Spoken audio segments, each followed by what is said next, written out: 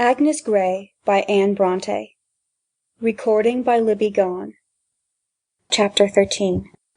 The Primroses. Miss Murray now always went twice to church, for she so loved admiration that she could not bear to lose a single opportunity of obtaining it, and she was so sure of it wherever she showed herself, that, whether Harry Meltham and Mr. Green were there or not, there was certain to be somebody present who would not be insensible to her charms, besides the rector, whose official capacity generally obliged him to attend. Usually also, if the weather permitted, both she and her sister would walk home, Matilda because she hated the confinement of the carriage, she because she disliked the privacy of it, and enjoyed the company that generally enlivened the first mile of the journey in walking from the church to Mr. Green's park gates, near which commenced the private road to Horton Lodge, which lay in the opposite direction, while the highway conducted in a straightforward course to the still more distant mansion of Sir Hugh Meltham. Thus there was always a chance of being accompanied so far, either by Harry Meltham, with or without Miss Meltham, or Mr. Green, with perhaps one or both of his sisters, and any gentlemen visitors they might have. Whether I walked with the young ladies or rode with their parents depended upon their own capricious will. If they chose to take me, I went. If, for reasons best known to themselves, they chose to go alone, I took my seat in a carriage. I liked walking better, but a sense of reluctance to obtrude my presence on anyone who did not desire it always kept me passive on these and similar occasions, and I never inquired into the causes of their varying whims. Indeed, this was the best policy, for to submit and oblige was the governess's part, to consult their own pleasure was that of the pupils. But when I did walk, the first half of the journey was generally a great nuisance to me, as none of the before-mentioned ladies and gentlemen ever noticed me. It was disagreeable to walk beside them, as if listening to what they said, or wishing to be thought one of them, while they talked over me or across, and if their eyes, in speaking, chanced to fall on me, it seemed as if they looked on vacancy, as if they either did not see me, or were very desirous to make it appear so.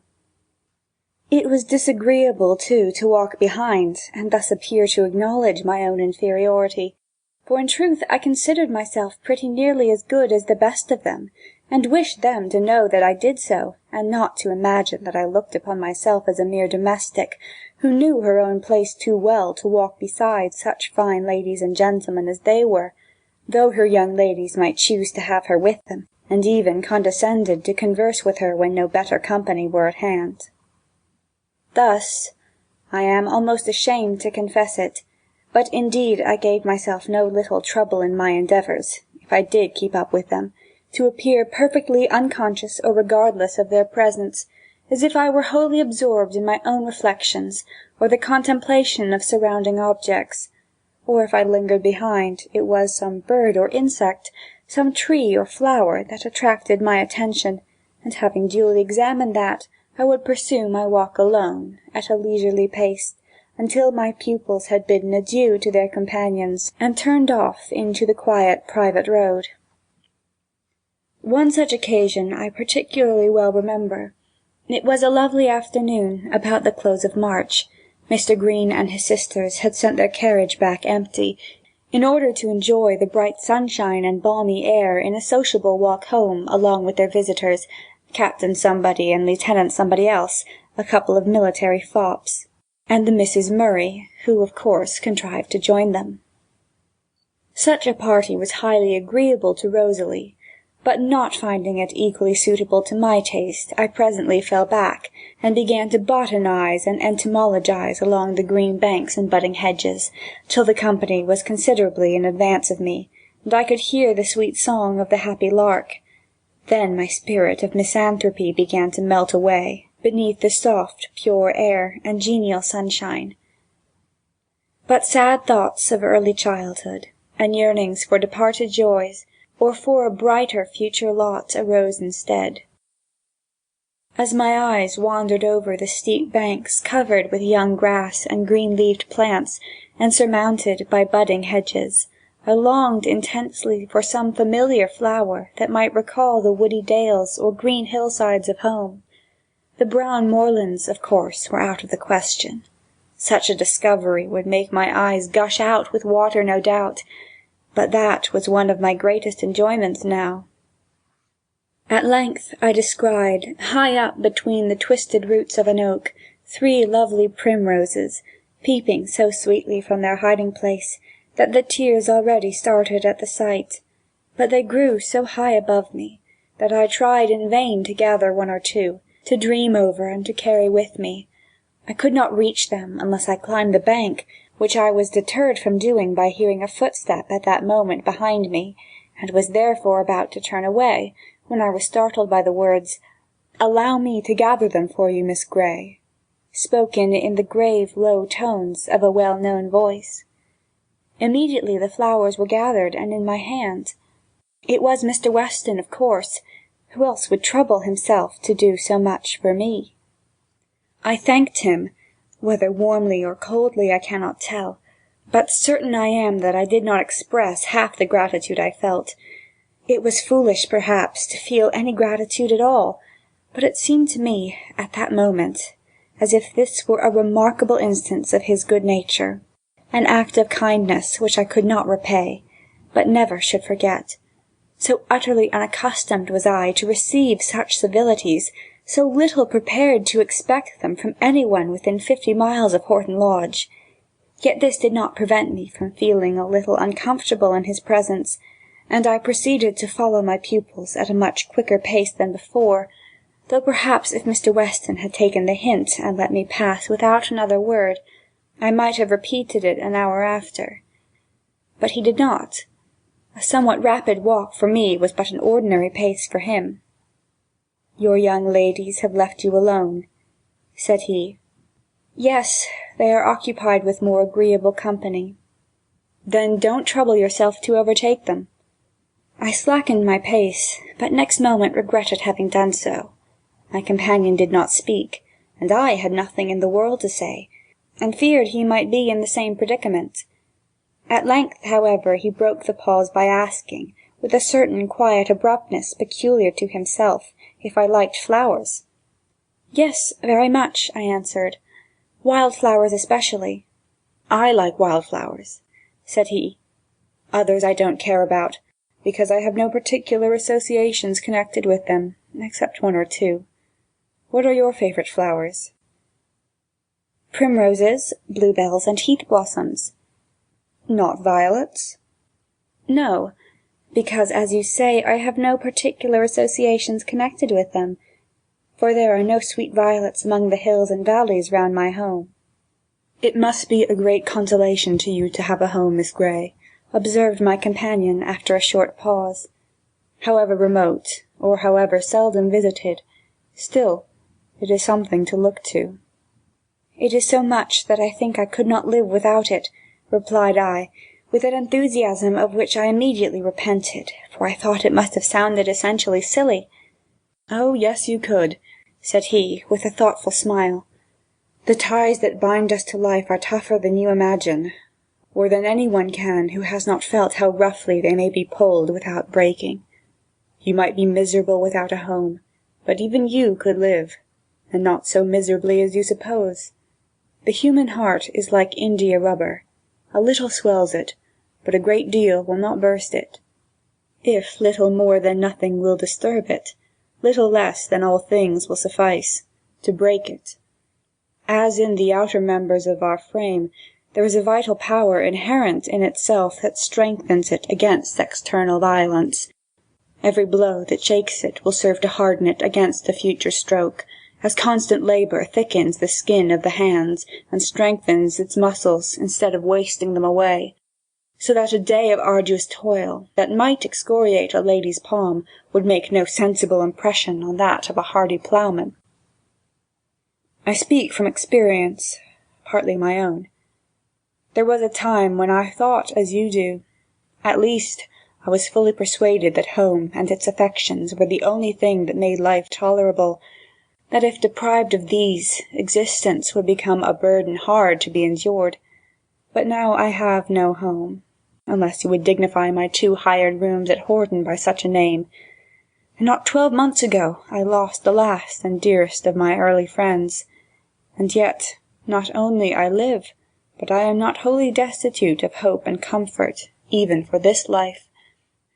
Though I must acknowledge that I can seldom enter even a humble cottage at the close of day, and see its inhabitants peaceably gathered around their cheerful hearth, without a feeling almost of envy at their domestic enjoyment. "You don't know what happiness lies before you yet," said I. "You are now only in the commencement of your journey." "The best of happiness," replied he, "is mine already, the power and the will to be useful."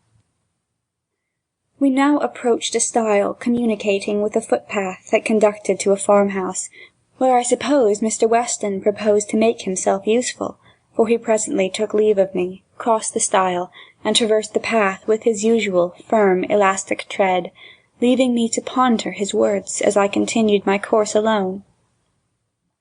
I had heard before that he had lost his mother not many months before he came.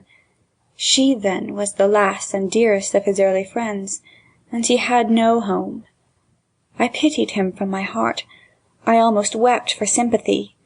And this, I thought, accounted for the shade of premature thoughtfulness that so frequently clouded his brow, and obtained for him the reputation of a morose and sullen disposition with the charitable Miss Murray and all her kin. But, thought I, he is not so miserable as I should be under such a deprivation. He leads an active life, and a wild field for useful exertion lies before him. He can make friends. He can make a home, too, if he pleases, and doubtless he will please some time. God grant the partner of that home may be worthy of his choice, and make it a happy one, such a home as he deserves to have, and how delightful it would be to— But no matter what I thought. I began this book with the intention of concealing nothing, that those who liked might have the benefit of perusing a fellow creature's heart. But we have some thought that all the angels in heaven are welcome to behold, but not our brother men, not even the best and kindest amongst them. By this time the Greens had taken themselves to their own abode, and the Murrays had turned down the private road, whither I hastened to follow them.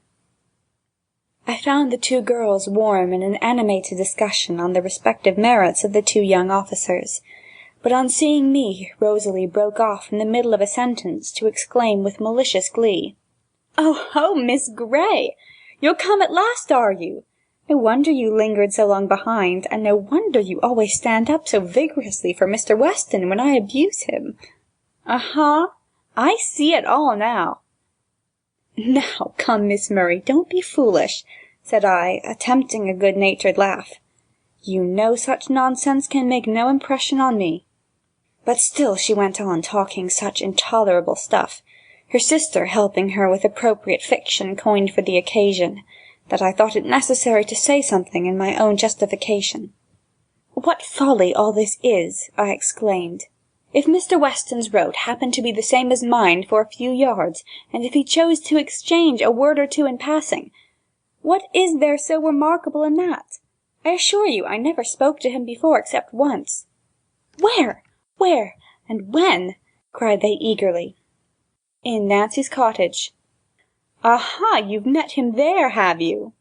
exclaimed Rosalie with exultant laughter. "Ah, now, Matilda, I've found out why she's so fond of going to Nancy Brown's. She goes there to flirt with Mr. Weston."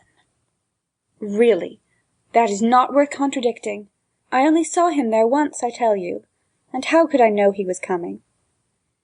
Irritated as I was at their foolish mirth and vexatious imputations, the uneasiness did not continue long. When they had had their laugh out, they returned again to the captain and lieutenant, and while they disputed and commented upon them, my indignation rapidly cooled. The cause of it was quickly forgotten, and I turned my thoughts into a pleasanter channel. Thus we proceeded up the park and entered the hall, and as I ascended the stairs to my own chamber, I had but one thought within me. My heart was filled to overflowing with one single earnest wish. Having entered the room and shut the door, I fell upon my knees and offered up a fervent but not impetuous prayer. "Thy will be done," I strove to say throughout. But, "Father, all things are possible with thee, and may it be thy will," was sure to follow. That wish, that prayer, both men and women would have scorned me for. "But, Father, thou wilt not despise," I said, and felt that it was true. It seemed to me that another's welfare was at least as ardently implored for as my own. Nay, even that was the principle of my heart's desire. I might have been deceiving myself, but that idea gave me confidence to ask, and power to hope that I did not ask in vain. As for the primroses, I kept 2 of them in a glass jar in my room until they were completely withered, and the housemaids threw them out, and the petals of the other I pressed between the leaves of my Bible. I have them still, and mean to keep them always. End of chapter 13.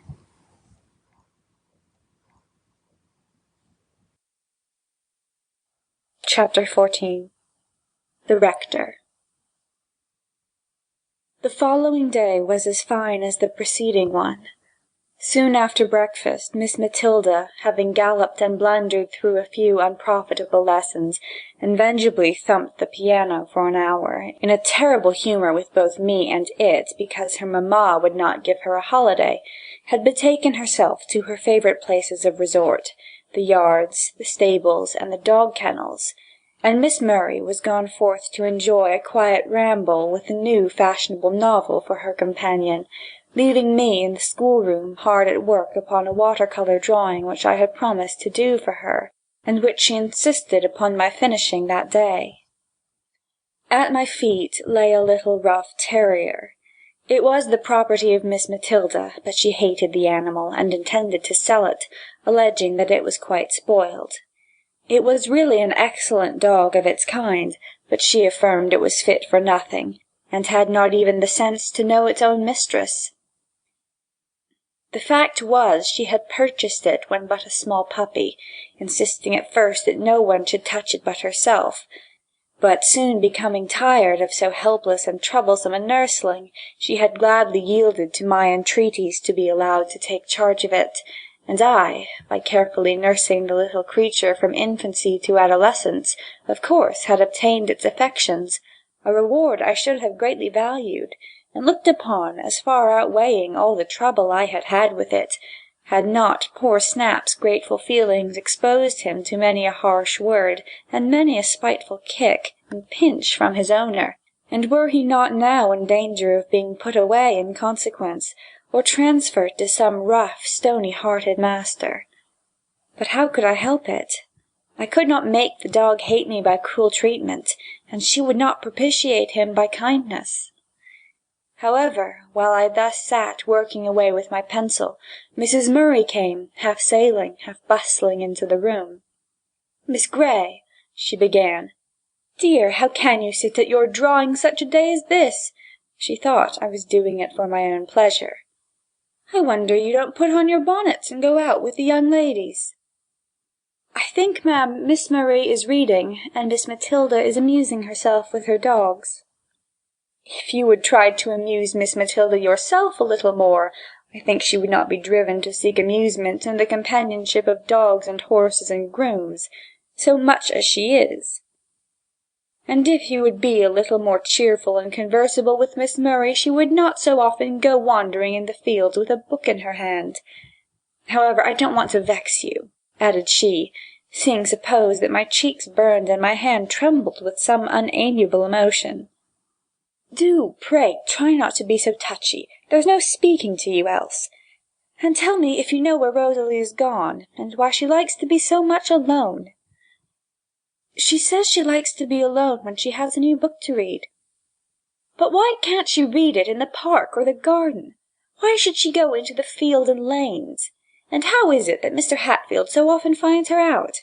She told me last week he'd walked his horse by her side all up Moss Lane, and now I'm sure it was he I saw from my dressing-room window, walking so briskly past the park gates, and on towards the fields where she so frequently goes. I wish you would go and see if she is there, and gently remind her that it is not proper for a young lady of her rank and prospects to be wandering about by herself in that manner, exposed to the attentions of any one that presumes to address her, like some poor neglected girl that has no park to walk in, and no friends to take care of her. And tell her that her papa would be extremely angry if he knew of her treating Mr. Hatfield in the familiar manner that I fear she does. And oh, if any governess had but half a mother's watchfulness, half a mother's anxious care, I should be saved this trouble, and you would see at once the necessity of keeping your eye on her, and making your company agreeable to— Well, go, there's no time to be lost, cried she, seeing that I had put away my drawing materials, and was waiting in the doorway for the conclusion of her address. According to her prognostications, I found Miss Murray in her favourite field just without the park, and unfortunately not alone, for the tall, stately figure of Mr. Hatfield was slowly sauntering by her side. Here was a poser for me. It was my duty to interrupt the tete-a-tete, but how was it to be done? Mr. Hatfield could not be driven away by so insignificant a person as I, and to go and place myself on the other side of Miss Murray, and intrude my unwelcome presence upon her without noticing her companion, was a piece of rudeness I could not be guilty of. Neither had I the courage to cry aloud from the top of the field that she was wanted elsewhere. So I took the intermediate course of walking slowly but steadily towards them, resolving, if my approach failed to scare away the beau, to pass by and tell Miss Murray her mamma wanted her. She certainly looked very charming as she strolled, lingering along under the budding horse-chestnut trees that stretched their long arms over the park palings, with her closed book in one hand, and in the other a graceful sprig of myrtle, which served her as a pretty plaything, her bright ringlets escaping profusely from her little bonnet, and gently stirred by the breeze, her fair cheek flushed with gratified vanity, her smiling blue eyes, now slyly glancing toward her admirer, now glancing downward at her myrtle sprig. But Snap, running before me, interrupted her in the midst of some half-pert, half-playful repartee, by catching hold of her dress and vehemently tugging thereat, till Mr. Hatfield with his cane administered a resounding thwack upon the animal's skull, and sent it yelping back to me with a clamorous outcry that afforded the reverend gentleman great amusement. But seeing me so near, he thought, I suppose, he might as well be taking his departure. And as I stooped to caress the dog, with ostentatious pity to show my disapproval of his severity, I heard him say, "When shall I see you again, Miss Murray?" "At church, I suppose," replied she, "unless your business chances to bring you here again at the precise moment when I happen to be walking by." "I could always manage to have business here, if I knew precisely when and where to find you." "But if I would, I could not inform you, for I am so immethodical, I never can tell to-day what I shall do to-morrow." "Then give me that, meantime, to comfort me," he said, half jestingly and half in earnest, extending his hand for the sprig of myrtle. "No, indeed I shan't." "Do, pray do. I shall be the most miserable of men if you don't. You cannot be so cruel as to deny me a favour so easily granted and yet so highly prized," pleaded he, as ardently as if his life depended on it. By this time I stood within a very few yards of them, impatiently waiting his departure. "There, then, take it, and go," said Rosalie. He joyfully received the gift, murmured something that made her blush and toss her head, but with a little laugh that showed her displeasure was entirely affected, and then, with a courteous salutation, withdrew. "Did you ever see such a man, Miss Grey?" said she, turning to me. "I'm so glad you came. I thought I never should get rid of him. And I was so terribly afraid of papa seeing him." "Has he been with you long?" "No, not long. but he's so extremely impertinent, and he's always hanging about, pretending his business or his clerical duties require his attendance in these parts, and really watching for poor me, and pouncing upon me wherever he sees me." "Well, your mamma thinks you ought not to go beyond the park or garden without some discreet, matronly person like me to accompany you, and keep off all intruders." She descried Mr. Hatfield hurrying past the park gates, and forthwith dispatched me with instructions to seek you up and to take care of you, and likewise to warn— "Oh, mamma's so tiresome! As if I couldn't take care of myself! She bothered me before about Mr. Hatfield, and I told her she might trust me. I never should forget my rank and station for the most delightful man that ever breathed. I wish he would go down on his knees to-morrow and implore me to be his wife, that I might just show her how mistaken she is in supposing that I could ever— provokes me so, to think that I could be such a fool as to fall in love. It is quite beneath the dignity of a woman to do such a thing. Love! I detest the word. As applied to one of our sex, I think it's a perfect insult. A preference I might acknowledge, but never for one like poor Mr. Hatfield, who has not 700 a year to bless himself with. I like to talk to him because he is so clever and amusing. I wish Sir Thomas Ashby were half as nice. Besides, I must have somebody to flirt with, and no one else has the sense to come here. And when we go out, mamma won't let me flirt with anybody but Sir Thomas, if he's there. And if he's not there, I'm bound hand and foot, for fear somebody should go and make up some exaggerated story, and put it into his head that I'm engaged, or likely to be engaged to somebody else. Or what is more probable, for fear his nasty mother should see or hear of my ongoings, and conclude that I'm not a fit wife for her excellent son, as if the said son were not the greatest scamp in Christendom, and as if any woman of common decency were not a world too good for him." "Is that really so, Miss Murray? And does your mamma know it? And yet you wish to marry him?" "To be sure she does. She knows more against him than I do, I believe. She keeps it from me lest I should be discouraged, not knowing how little I care about such things. But it's no great matter, really. He'll be all right when he's married, as mamma says, and reformed rakes make the best husbands, everybody knows. I only wish he were not so ugly. That's all I think about. But then there's no choice here in the country, and papa will not let us go to London." "But I should think Mr. Hatfield would be far better." "And so he would, if he were Lord of Ashby Park. There's not a doubt of it. But the fact is, I must have Ashby Park, whoever shares it with me." "But Mr. Hatfield thinks you like him all this time. You don't consider how bitterly he will be disappointed when he finds himself mistaken." "No, indeed. It will be a proper punishment for his presumption, for ever daring to think I could like him. I should enjoy nothing so much as lifting the veil from his eyes." "The sooner you do it, the better, then." "No. I tell you I like to amuse myself with him. Besides, he doesn't really think I like him. I take good care of that. You don't know how cleverly I manage.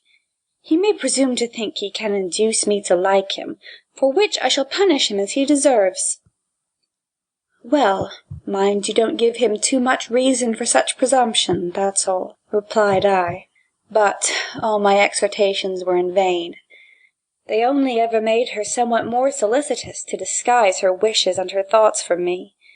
She talked no more to me about the rector, but I could see that her mind, if not her heart, was fixed upon him still, and that she was intent upon obtaining another interview. For though, in compliance with her mother's request, I was now constituted the companion of her rambles for a time, she still persisted in wandering in the fields and lanes that lay in the nearest proximity to the road, and whether she talked to me or read the book she carried in her hand, she kept continually pausing to look round her, or gaze up the road to see if anyone was coming, and if any horseman trotted by. I could tell by her unqualified abuse of the poor equestrian, whoever he might be, that she hated him because he was not Mr. Hatfield. Surely, thought I, she is not so indifferent to him as she believes herself to be, or would have others to believe her. And her mother's anxiety is not so wholly causeless as she affirms. 3 days passed away, and he did not make his appearance. On the afternoon of the 4th, as we were walking beside the park palings in the memorable field, each furnished with a book, for I always took care to provide myself with something to be doing when she did not require me to talk, she suddenly interrupted my studies by exclaiming, "Oh, Miss Grey, do be so kind as to go and see Mark Wood, and take his wife 1/2 crown from me. I should have given or sent it a week ago, but quite forgot. There," said she, throwing me her purse, and speaking very fast. "Never mind getting it out now, but take the purse and give them what you like. I would go with you, but I want to finish this volume. I'll come and meet you when I've done it. Be quick, will you? And, oh, wait. Hadn't you better read to him a bit? Run to the house and get some sort of a good book. Anything will do." I did as I was desired, but suspecting something from her hurried manner and the suddenness of the request, I just glanced back before I quitted the field, and there was Mr. Hatfield about to enter the gate below. By sending me to the house for a book, she had just prevented my meeting him on the road. Never mind, thought I. There'll be no great harm done. Poor Mark will be glad of the 1/2 crown, and perhaps of the good book too, and if the rector does steal Miss Rosalie's heart, it will only humble her pride a little, and if they do get married at last, it will only save her from a worse fate, and she will be quite a good enough partner for him, and he for her. Mark Wood was the consumptive labourer whom I mentioned before. He was now rapidly wearing away. Miss Murray by her liberality obtained literally the blessing of him that was ready to perish, for though the 1/2 crown could be of very little service to him, he was glad of it for the sake of his wife and children, so soon to be widowed and fatherless. After I had sat a few minutes, and read a little for the comfort and edification of himself and his afflicted wife, I left them. But I had not proceeded 50 yards before I encountered Mr. Weston, apparently on his way to the same abode.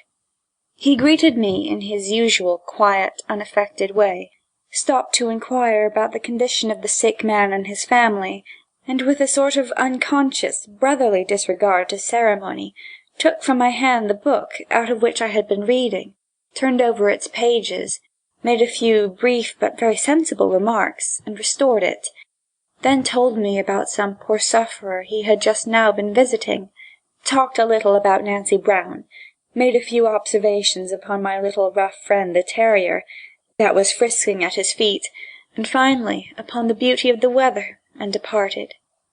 I have omitted to give a detail of his words, from a notion that they would not interest the reader as they did me, and not because I have forgotten them. No, I remember them well, for I thought them over and over again in the course of that day, and many succeeding ones, I do not know how often, and recalled every intonation in his deep clear voice, every flash of his quick brown eye, and every gleam of his pleasant, but too transient smile.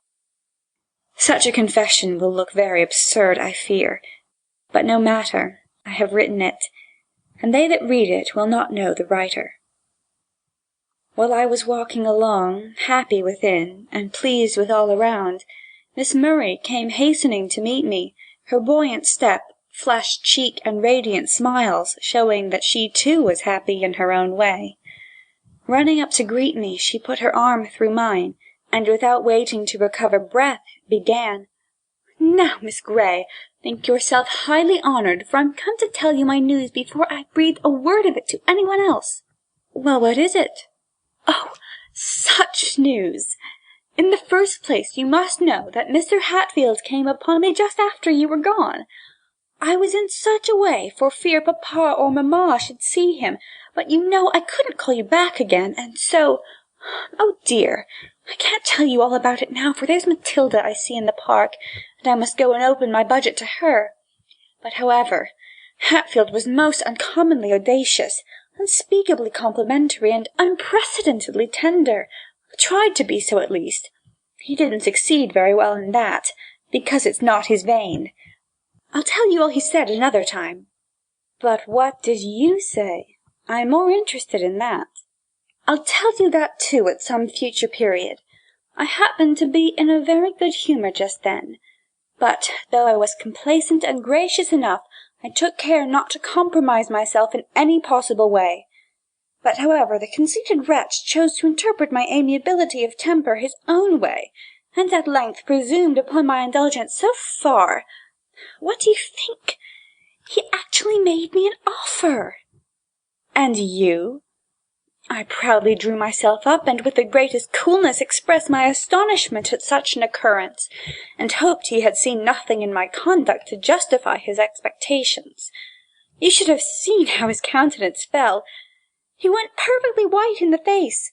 I assured him that I esteemed him and all that, but could not possibly accede to his proposals, and if I did, papa and mamma could never be brought to give their consent. "But if they could," said he, "would yours be wanting?" "Certainly, Mr. Hatfield," I replied, with a cool decision which quelled all hope at once. Oh, if you had seen how dreadfully mortified he was, how crushed to earth by his disappointment! Really, I almost pitied him myself. One more desperate attempt, however, he made. After a silence of considerable duration, during which he struggled to be calm and I to be grave, for I felt a strong propensity to laugh, which would have ruined all, he said, with the ghost of a smile, "But tell me plainly, Miss Murray, if I had the wealth of Sir Hugh Meltham, or the prospects of his eldest son, would you still refuse me? Answer me truly upon your honour." "Certainly," said I, "that would make no difference whatever." It was a great lie, but he looked so confident in his own attraction still, that I determined not to leave him one stone upon another. He looked me full in the face, but I kept my countenance so well that he could not imagine I was saying anything more than the actual truth. "Then it's all over, I suppose," he said, looking as if he could have died upon the spot with vexation at the intensity of his despair, but he was angry as well as disappointed. There was he, suffering so unspeakably, and there was I, the pitiless cause of it all, so utterly impenetrable to all the artillery of his looks and words, so calmly cold and proud, he could not but feel some resentment. And with singular bitterness he began, "I certainly did not expect this, Miss Murray. I might say something about your past conduct, and the hopes you have led me to foster, but I forbear on condition—" "No condition, Mr. Hatfield," said I, now truly indignant at his insolence. "Then let me beg it a favour," he replied, lowering his voice at once, and taking a humbler tone. "Let me entreat that you will not mention this affair to any one whatever. If you will keep silence about it, there need be no unpleasantness on either side, nothing, I mean, beyond what is quite unavoidable. For my own feelings, I will endeavour to keep them to myself, if I cannot annihilate them. I will try to forgive, if I cannot forget, the cause of my sufferings. I will not suppose, Miss Murray, that you know how deeply you have injured me. I would not have you aware of it, but if in addition to the injury you have already done me, pardon me, but whether innocently or not, you have done it. And if you add to it, by giving publicity to this unfortunate affair, or naming it at all, you will find that I too can speak, and though you have scorned my love, you will hardly scorn my—" He stopped, but he bit his bloodless lip, and looked so terribly fierce that I was quite frightened. However, my pride upheld me still, and I answered disdainfully, "I do not know what motive you suppose I could have for naming it to any one, Mr. Hatfield. But if I were disposed to do so, you would not deter me by threats, and it is scarcely the part of a gentleman to attempt it." "Pardon me, Miss Murray," said he, "I have loved you so intensely, I do still adore you so deeply, that I would not willingly offend you. But though I never have loved, and never can love any woman as I have loved you, it is still equally certain that I was never so ill-treated by any. On the contrary, I have always found your sex the kindest and most tender and obliging of all God's creation, till now. Oh, think of the conceited fellow saying that!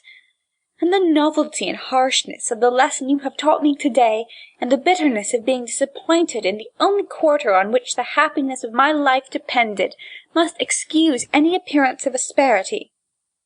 If my presence is disagreeable to you, Miss Murray, he said, for I was looking about me to show how little I cared for him, so he thought I was tired of him, I suppose. If my presence is disagreeable to you, Miss Murray, you have only to promise me the favour I named, and I will relieve you at once. There are many ladies, even some in this parish, who would be delighted to accept what you have so scornfully trampled under your feet. They would be naturally inclined to hate one whose surpassing loveliness has so completely estranged my heart from them, and blinded me to their attractions, and a single hint of the truth from me to one of these would be sufficient to raise such a talk against you as would seriously injure your prospects, and diminish your chance of success with any other gentleman you or your mamma might design to entangle. What do you mean, sir? Said I, ready to stamp with passion. I mean that this affair, from beginning to end, appears to me like a case of arrant flirtation, to say the least of it. Such a case as you would find it rather inconvenient to have blazoned through the world, especially with the additions and exaggerations of your female rivals, who would be too glad to publish the matter, if I only gave them a handle to it. But I promise you, on the faith of a gentleman, that no word or syllable that could tend to your prejudice shall ever escape my lips, provided you will— Well, I won't mention it, I said. You may rely upon my silence, if that can afford you any consolation. You promise it? Yes, I answered, for I wanted to get rid of him now. Very well, then, said he, in a most doleful, heartsick tone, and with a look where pride vainly struggled against despair. He turned and went away again, longing no doubt to get home, that he might shut himself up in his study and cry, if he doesn't burst into tears before he gets there. But you have broken your promise already, said I, truly horrified at her perfidy. Oh, it's only to you. I know you won't repeat it. Certainly I shall not. But you say you were going to tell your sister, and she will tell your brothers when they come home, and Brown immediately, if you do not tell her yourself, and Brown will blazon it, or be the means of blazoning it throughout the country. No, indeed she won't. We shall not tell her at all, unless it be under promise of the strictest secrecy. But how can you expect her to keep her promises better than her more enlightened mistress? Well, she shan't hear it then, said Miss Murray somewhat snappishly. But you will tell your mamma, of course, pursued I, and she will tell your papa. Of course I shall tell mamma. That is the very thing that pleases me so much. I shall now be able to convince her how mistaken she was in her fears about me. Oh, that's it, is it? I was wondering what it was that delighted you so much. Yes, and another thing is, that I have humbled Mr. Hatfield so charmingly, and another, why, you must allow me some share of female vanity. I don't pretend to be without the most essential attribute of our sex, and if you had seen poor Hatfield's intense eagerness in making his ardent declaration and his flattering proposal, and his agony of mind, that no effort of pride could conceal on being refused, you would have allowed I had some cause to be gratified. The greater his agony, I should think, the less your cause for gratification. Oh, nonsense! cried the young lady, shaking herself with vexation. You either can't understand me, or you won't. If I had not confidence in your magnanimity, I should think you envied me. But you will perhaps comprehend this cause of pleasure, which is as great as any, namely, that I am delighted with myself for my prudence, my self-command, my heartlessness, if you please. I was not a bit taken by surprise, not a bit confused, or awkward or foolish. I just acted and spoke as I ought to have done, and I was completely my own mistress throughout. And here was a man, decidedly good-looking. Jane and Susan Green call him bewitchingly handsome. I suppose they're two of the ladies he pretends would be so glad to have him. But, however, he was certainly a very clever, witty, agreeable companion. Not what you call clever, but just enough to make him entertaining, and a man one needn't be ashamed of anywhere, and would not soon grow tired of. And to confess the truth, I rather liked him, better even of late than Harry Melton, and he evidently idolized me. And yet, though he came upon me all alone and unprepared, I had the wisdom and the pride and the strength to refuse him, and so scornfully and coolly as I did, I have good reason to be proud of that. And are you equally proud of having told him that his having the wealth of Sir Hugh Melton would make no difference to you, and that was not the case, and of having promised to tell no one of his misadventure, apparently without the slightest intention of keeping your promise? Of course! What else could I do? You would not have had me. But I see, Miss Grey, you're not in a good temper. Here's Matilda. I'll see what she and mamma have to say about it. She left me, offended at my want of sympathy, and thinking, no doubt, that I envied her. I did not. At least, I firmly believe that I did not. I was sorry for her. I was amazed, disgusted at her heartless vanity. I wondered why so much beauty should be given to those who made so bad a use of it, and denied to some who would make it a benefit to both themselves and others. But God knows best, I concluded. There are, I suppose, some men as vain, as selfish, and as heartless as she is, and perhaps such women may be useful to punish them. End of chapter 14.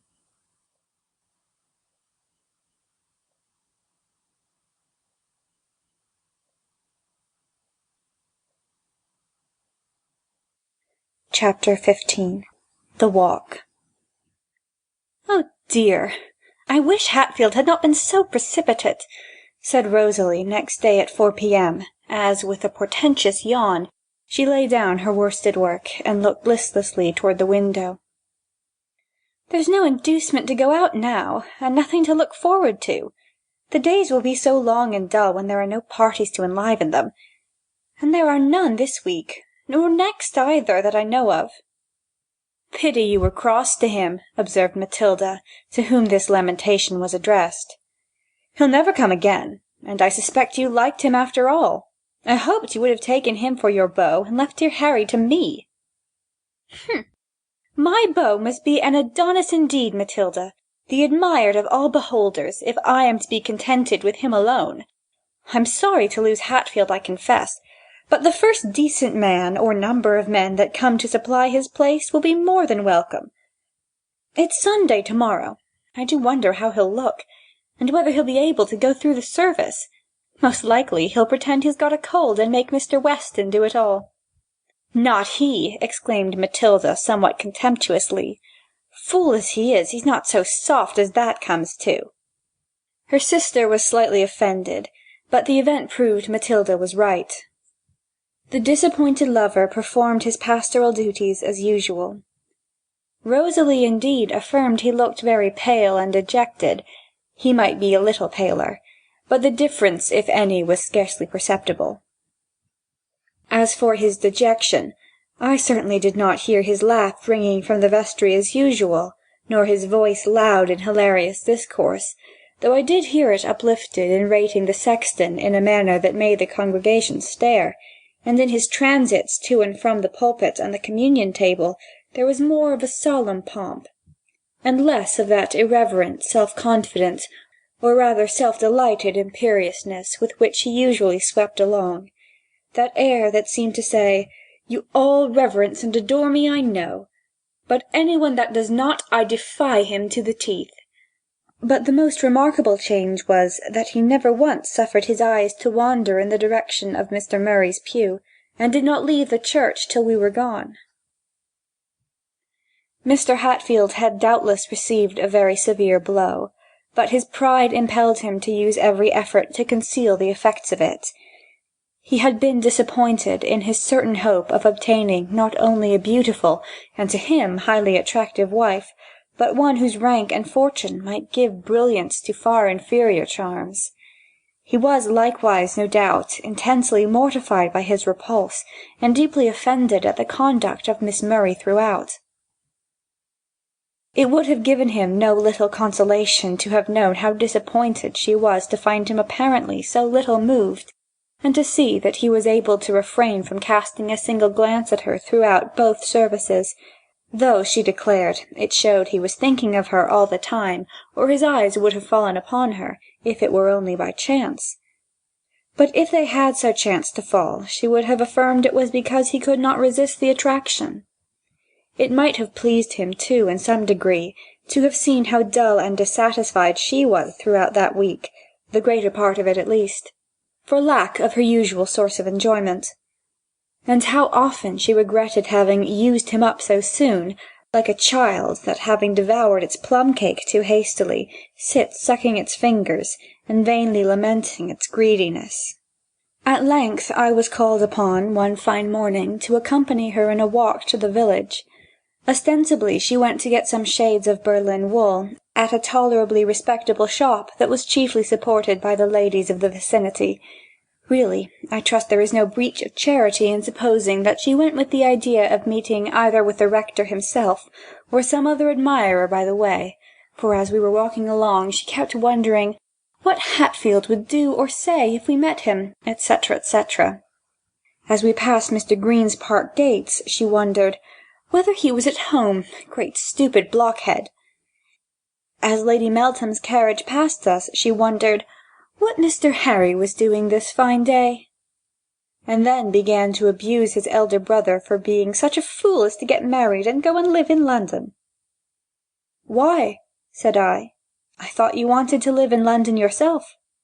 "Yes, because it's so dull here, and then he makes it still duller by taking himself off, and if he were not married I might have had him instead of that odious Sir Thomas."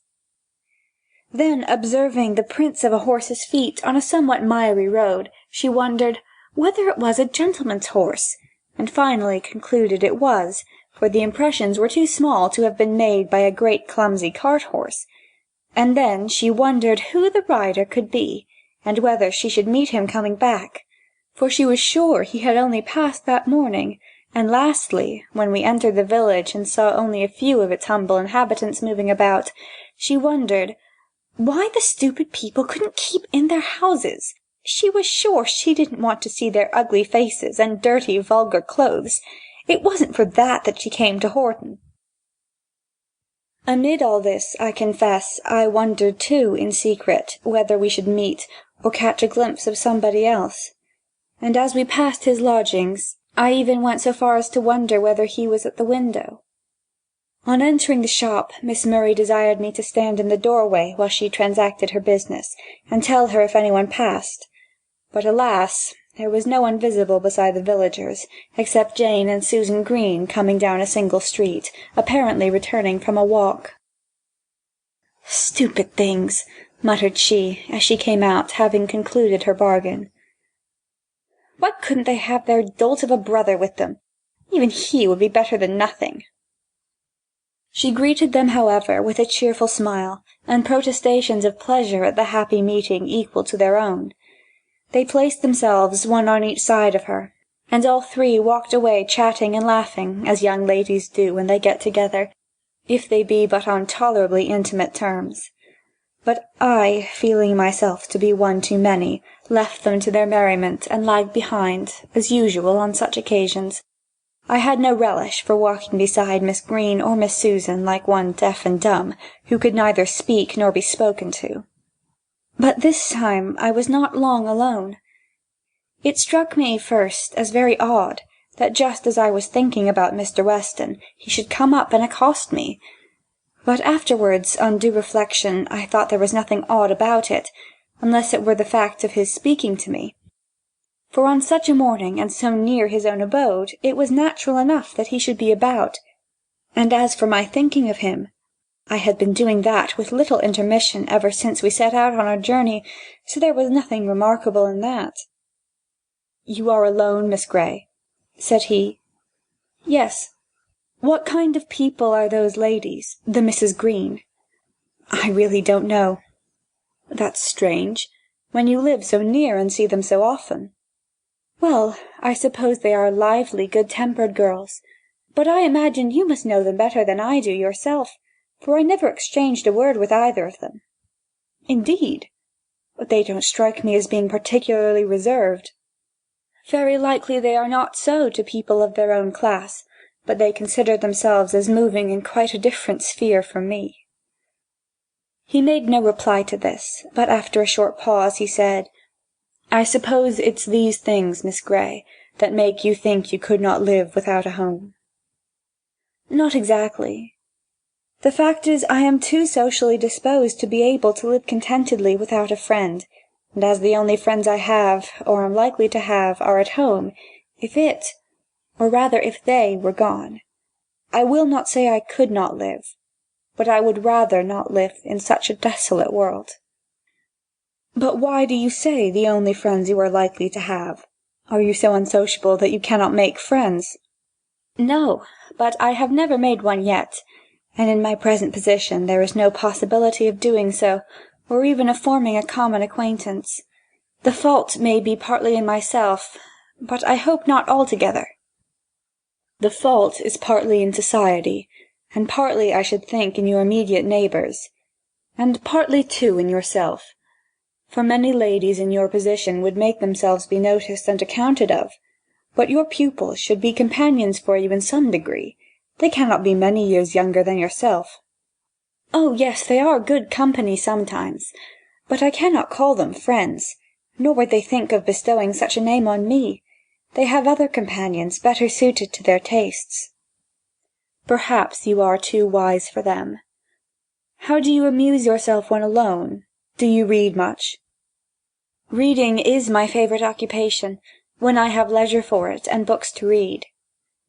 From speaking of books in general, he passed to different books in particular, proceeded by rapid transitions from topic to topic, till several matters, both of taste and opinion, had been discussed considerably within the space of half an hour, but without the embellishment of many observations from himself, he being evidently less bent upon communicating his own thoughts and predilections than on discovering mine. He had not the tact or the art to effect such a purpose by skilfully drawing out my sentiments or ideas through the real or apparent statement of his own, or by leading the conversation by imperceptible gradations to such topics as he wished to avert to. But such gentle abruptness, and such single-minded straightforwardness could not possibly offend me. And why should he interest himself at all in my moral and intellectual capacities? What is it to him what I think or feel? I asked myself, and my heart throbbed in answer to the question. But Jane and Susan Green soon reached their home. As they stood parleying at the park gates, attempting to persuade Miss Murray to come in, I wished Mr. Weston would go, that she might not see him with me when she turned round. But unfortunately his business, which was to pay one more visit to poor Mark Wood, led him to pursue the same path as we did, till nearly the close of our journey. When, however, he saw that Rosalie had taken leave of her friends, and that I was about to join her, he would have left me and passed on at a quicker pace, but as he civilly lifted his hat in passing her, to my surprise, instead of returning the salute with a stiff, ungracious bow, she accosted him with one of her sweetest smiles, and walking by his side began to talk to him with all imaginable cheerfulness and affability, and so we proceeded all three together. After a short pause in the conversation, Mr. Weston made some remark addressed particularly to me, as referring to something we had been talking of before, but before I could answer, Miss Murray replied to the observation and enlarged upon it. He rejoined, and from thence, to the close of the interview, she engrossed him entirely to herself. It might be partly owing to my own stupidity, my want of tact and assurance, but I felt myself wronged. I trembled with apprehension, and I listened with envy to her easy, rapid flow of utterance, and saw with anxiety the bright smile with which she looked into his face from time to time. For she was walking a little in advance, for the purpose, as I judged, of being seen as well as heard. If her conversation was light and trivial, it was amusing. and she was never at a loss for something to say, or for suitable words to express it in. There was nothing pert or flippant in her manner now, as when she had walked with Mr. Hatfield. There was only a gentle, playful kind of vivacity, which I thought must be peculiarly pleasing to a man of Mr. Weston's disposition and temperament. When he was gone, she began to laugh, and muttered to herself, "I thought I could do it." "Do what?" I asked. "Fix that man." "What in the world do you mean?" "I mean that he will go home and dream of me. I have shot him through the heart." "How do you know?" "By many infallible proofs, more especially the look he gave me when he went away. It was not an impudent look, I exonerate him from that. It was a look of reverential, tender adoration. He's not quite such a stupid blockhead as I thought him." I made no answer, for my heart was in my throat, or something like it, and I could not trust myself to speak. "God avert it," I cried internally, "for his sake, not for mine."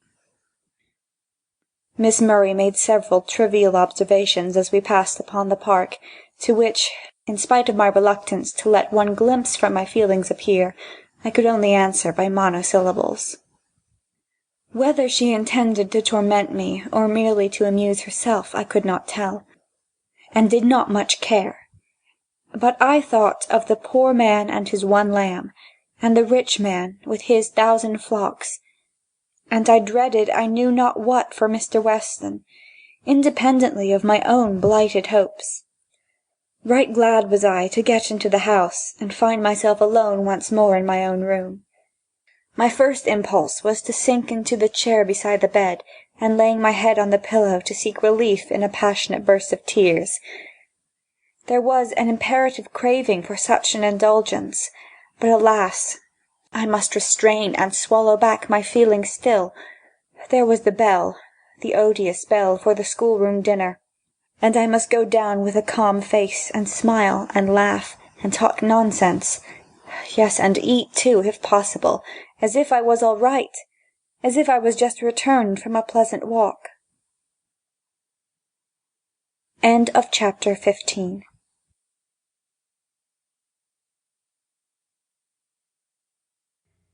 Chapter 16. The Substitution.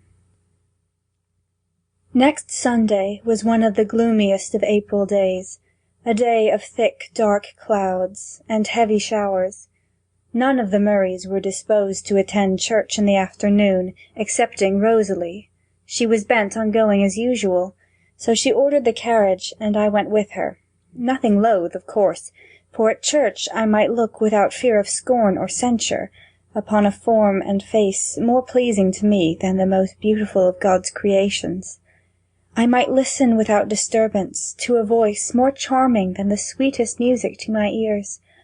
I might seem to hold communion with that soul in which I felt so deeply interested, and imbibe its purest thoughts and holiest aspirations, with no alloy to such felicity, except the secret reproaches of my conscience, which would too often whisper that I was deceiving my own self, and mocking God with the service of a heart more bent upon the creature than the Creator.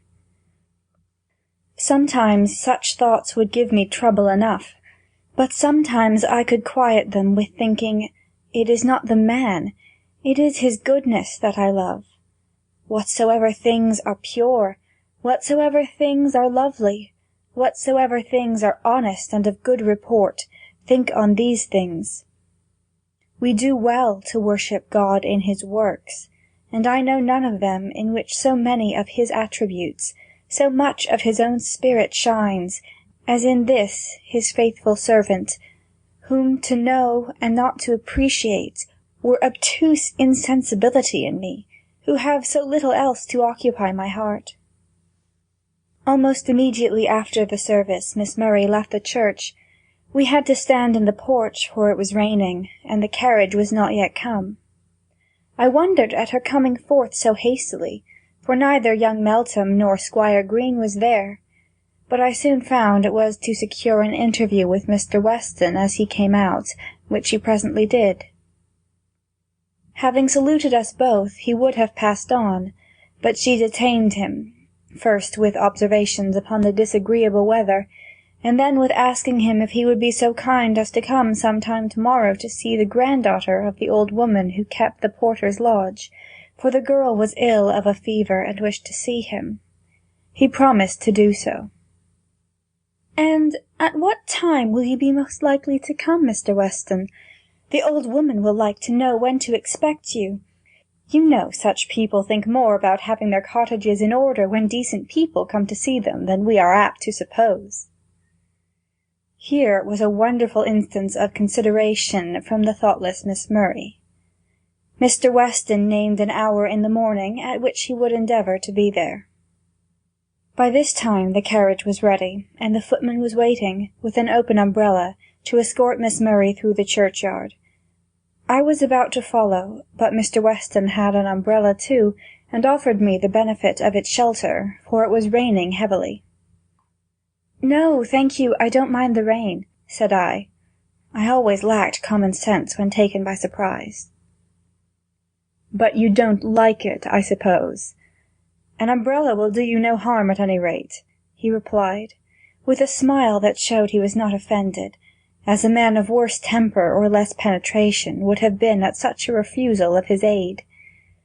I could not deny the truth of his assertion, and so went with him to the carriage. He even offered me his hand on getting in, an unnecessary piece of civility, but I accepted that too for fear of giving offence. One glance he gave, one little smile in parting. It was but for a moment, but therein I read, or thought I read, a meaning that kindled in my heart a brighter flame of hope than had ever yet arisen. "I would have sent the footman back for you, Miss Grey, if you'd waited a moment. You needn't have taken Mr. Weston's umbrella," observed Rosalie, with a very unamiable cloud upon her pretty face. "I would have come without an umbrella, but Mr. Weston offered me the benefit of his, and I could not have refused it more than I did without offending him," replied I, smiling placidly, for my inward happiness made that amusing, which would have wounded me at another time. The carriage was now in motion. Miss Murray bent forwards, and looked out of the window as we were passing Mr. Weston. He was pacing homewards along the causeway, and did not turn his head. "Stupid ass!" cried she, throwing herself back into the seat. "You don't know what you've lost by not looking this way." "What has he lost?" "A bow from me, that would have raised him to the seventh heaven." I made no answer. I saw she was out of humour, and I derived a secret gratification from the fact, not that she was vexed, but that she thought she had reason to be so. It made me think my hopes were not entirely the offspring of my wishes and imagination. "I mean to take up Mr. Weston instead of Mr. Hatfield," said my companion after a short pause, resuming something of her usual cheerfulness. "The ball at Ashby Park takes place on Tuesday, you know, and mamma thinks it very likely that Sir Thomas will propose to me then.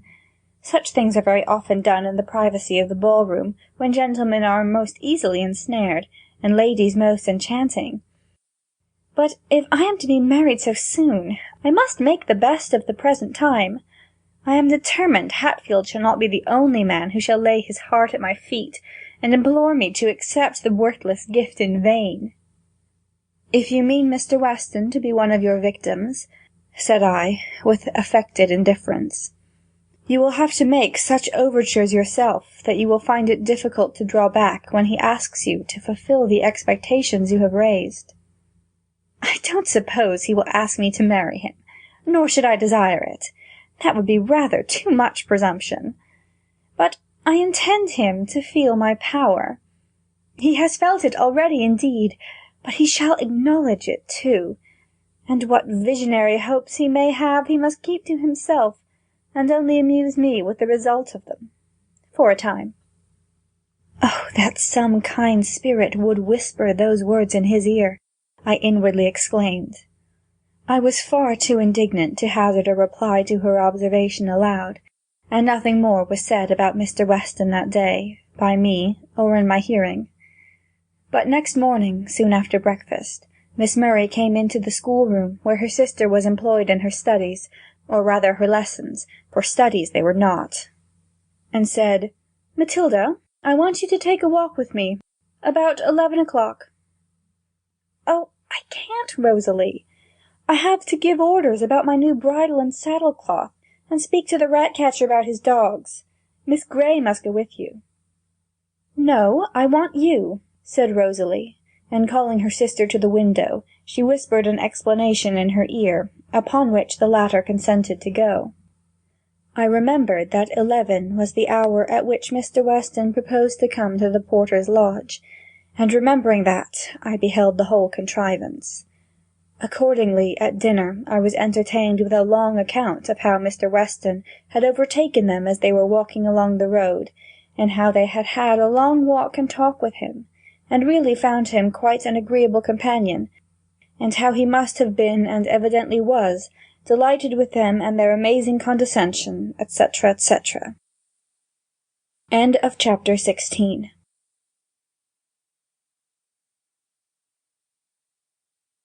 Chapter 17. Confessions. As I am in the way of confessions, I may as well acknowledge that, about this time, I paid more attention to dress than I ever had done before. This is not saying much, for hitherto I had been a little neglectful in that particular. But now, also, it was no uncommon thing to spend as much as 2 minutes in the contemplation of my own image in the glass, though I could never derive any consolation from such a study. I could discover no beauty in those marked features, that pale, hollow cheek, and ordinary dark brown hair. There might be intellect in the forehead, there might be expression in the dark grey eyes, but what of that? A low Grecian brow, and large black eyes devoid of sentiment, would be esteemed far preferable. It is foolish to wish for beauty. Sensible people never either desire it for themselves, nor care about it in others. If the mind be but well cultivated, and the heart well disposed, no one ever cares for the exterior. So said the teachers of our childhood, and so say we to the children of the present day. All very judicious and proper, no doubt, but are such assertions supported by actual evidence? We are naturally disposed to love what gives us pleasure, and what more pleasing than a beautiful face, when we know no harm of the possessor at least? A little girl loves her bird. Why? Because it lives and feels? Because it is helpless and harmless?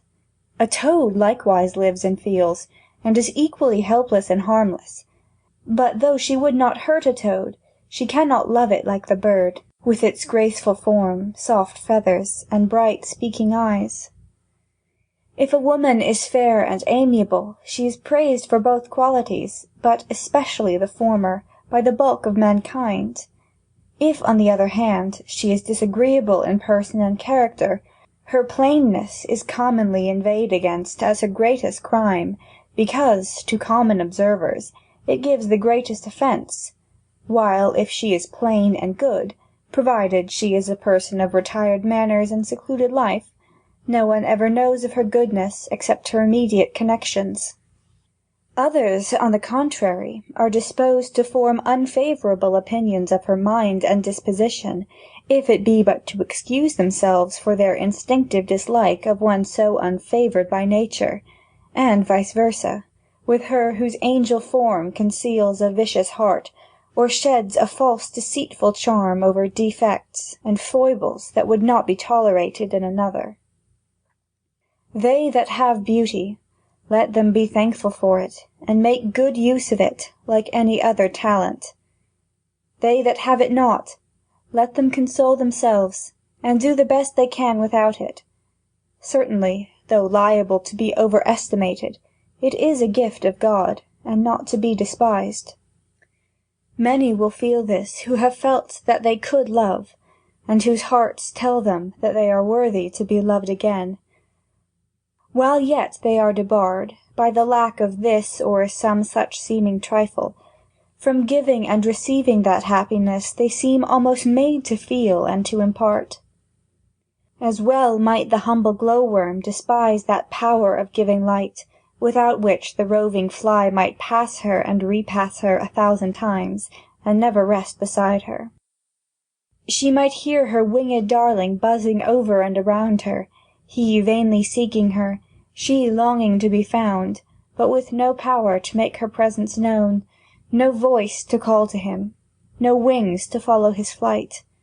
The fly must seek another mate, the worm must live and die alone.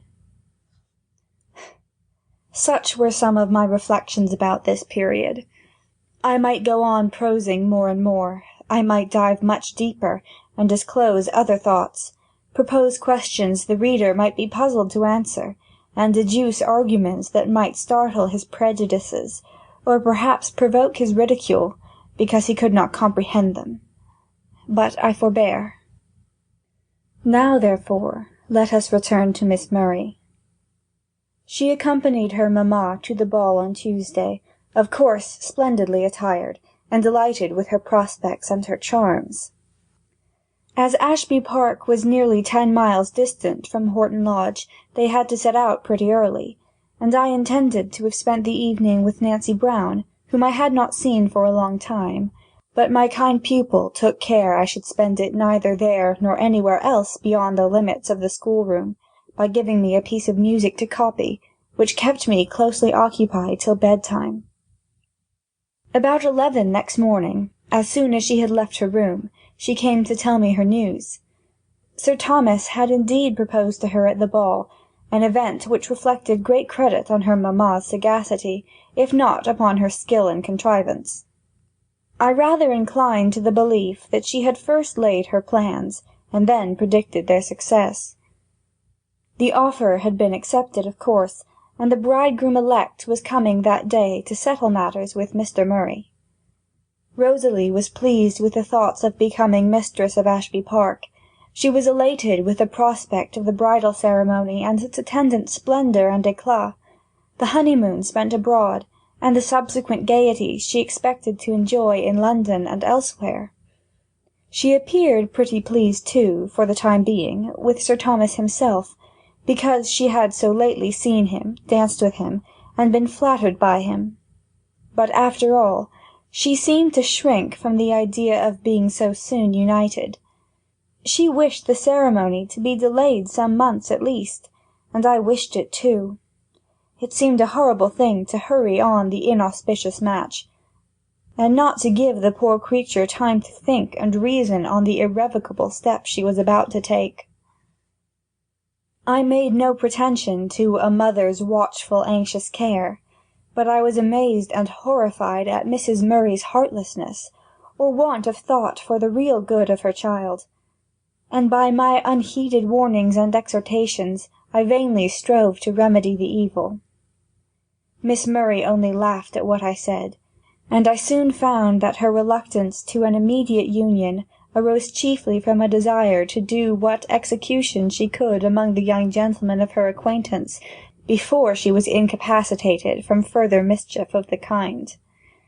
It was for this cause that, before confiding to me the secret of her engagement, she had extracted a promise that I would not mention a word on the subject to any one. And when I saw this, and when I beheld her plunge more recklessly than ever into the depths of heartless coquetry, I had no more pity for her. Come what will, I thought, she deserves it. Sir Thomas cannot be too bad for her, and the sooner she is incapacitated from deceiving and injuring others, the better. The wedding was fixed for the 1st of June.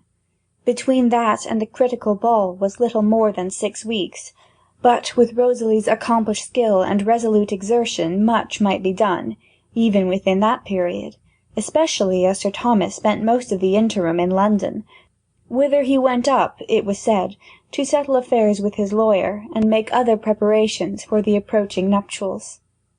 He endeavoured to supply the want of his presence by a pretty constant fire of billets doux, But these did not attract the neighbours' attention, and open their eyes as personal visits would have done.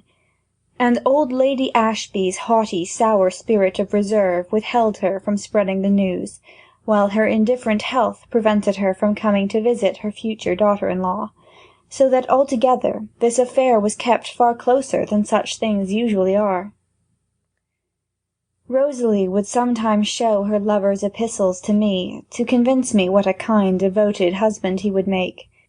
She showed me the letters of another individual too, the most unfortunate Mr. Green, who had not the courage, or as she expressed it, the spunk, to plead his cause in person, but one whom denial would not satisfy. He must write again and again. He would not have done so if he could have seen the grimaces his fair idol made on his moving appeals to her feelings, and heard her scornful laughter, and the opprobrious epithets she heaped upon him for his perseverance. "Why don't you tell him at once that you are engaged?" I asked. "Oh, I don't want him to know that," replied she. "If he knew, his sisters and everybody would know it, and then there would be an end of my And besides, if I told him that, he would think my engagement was the only obstacle, and that I would have him if he were free, which I could not bear that any man should think, and he of all others at least. Besides, I don't care for his letters," she added contemptuously. "He may write as often as he pleases, and look as great a calf as he likes when I meet him. It only amuses me." Meanwhile, young Meltham was pretty frequent in his visits to the house or transits past it, and judging by Matilda's execrations and reproaches, her sister paid more attention to him than civility required. In other words, she carried on as animated a flirtation as the presence of her parents would admit. She made some attempts to bring Mr. Hatfield once more to her feet, but finding them unsuccessful, she repaid his haughty indifference with still loftier scorn, and spoke of him with as much disdain and detestation as she had formerly done of his curate. But amid all this, she never for a moment lost sight of Mr. Weston.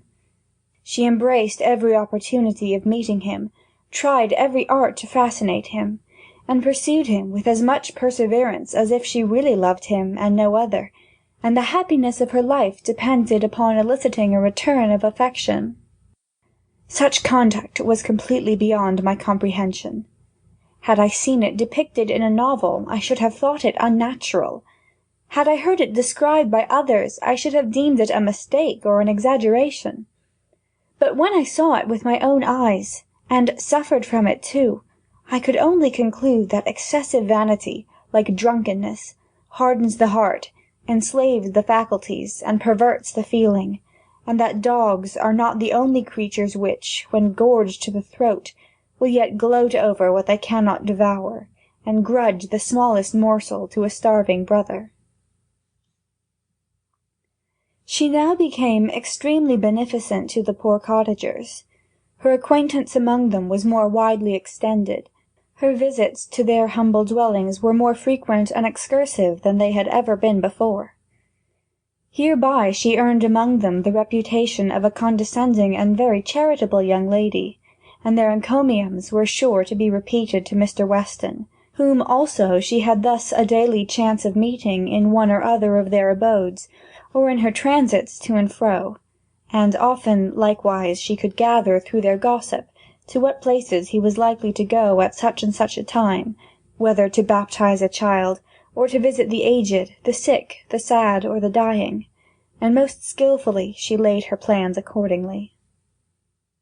In these excursions she would sometimes go with her sister, whom by some means she had persuaded or bribed to enter into her schemes, sometimes alone, never now with me, so that I was debarred the pleasure of seeing Mr. Weston, or hearing his voice even in conversation with another, which would certainly have been a very great pleasure, however hurtful or however fraught with pain.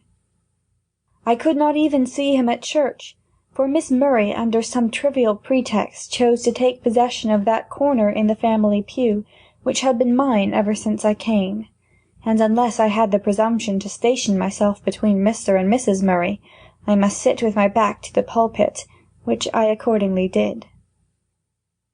Now, also, I never walked home with my pupils.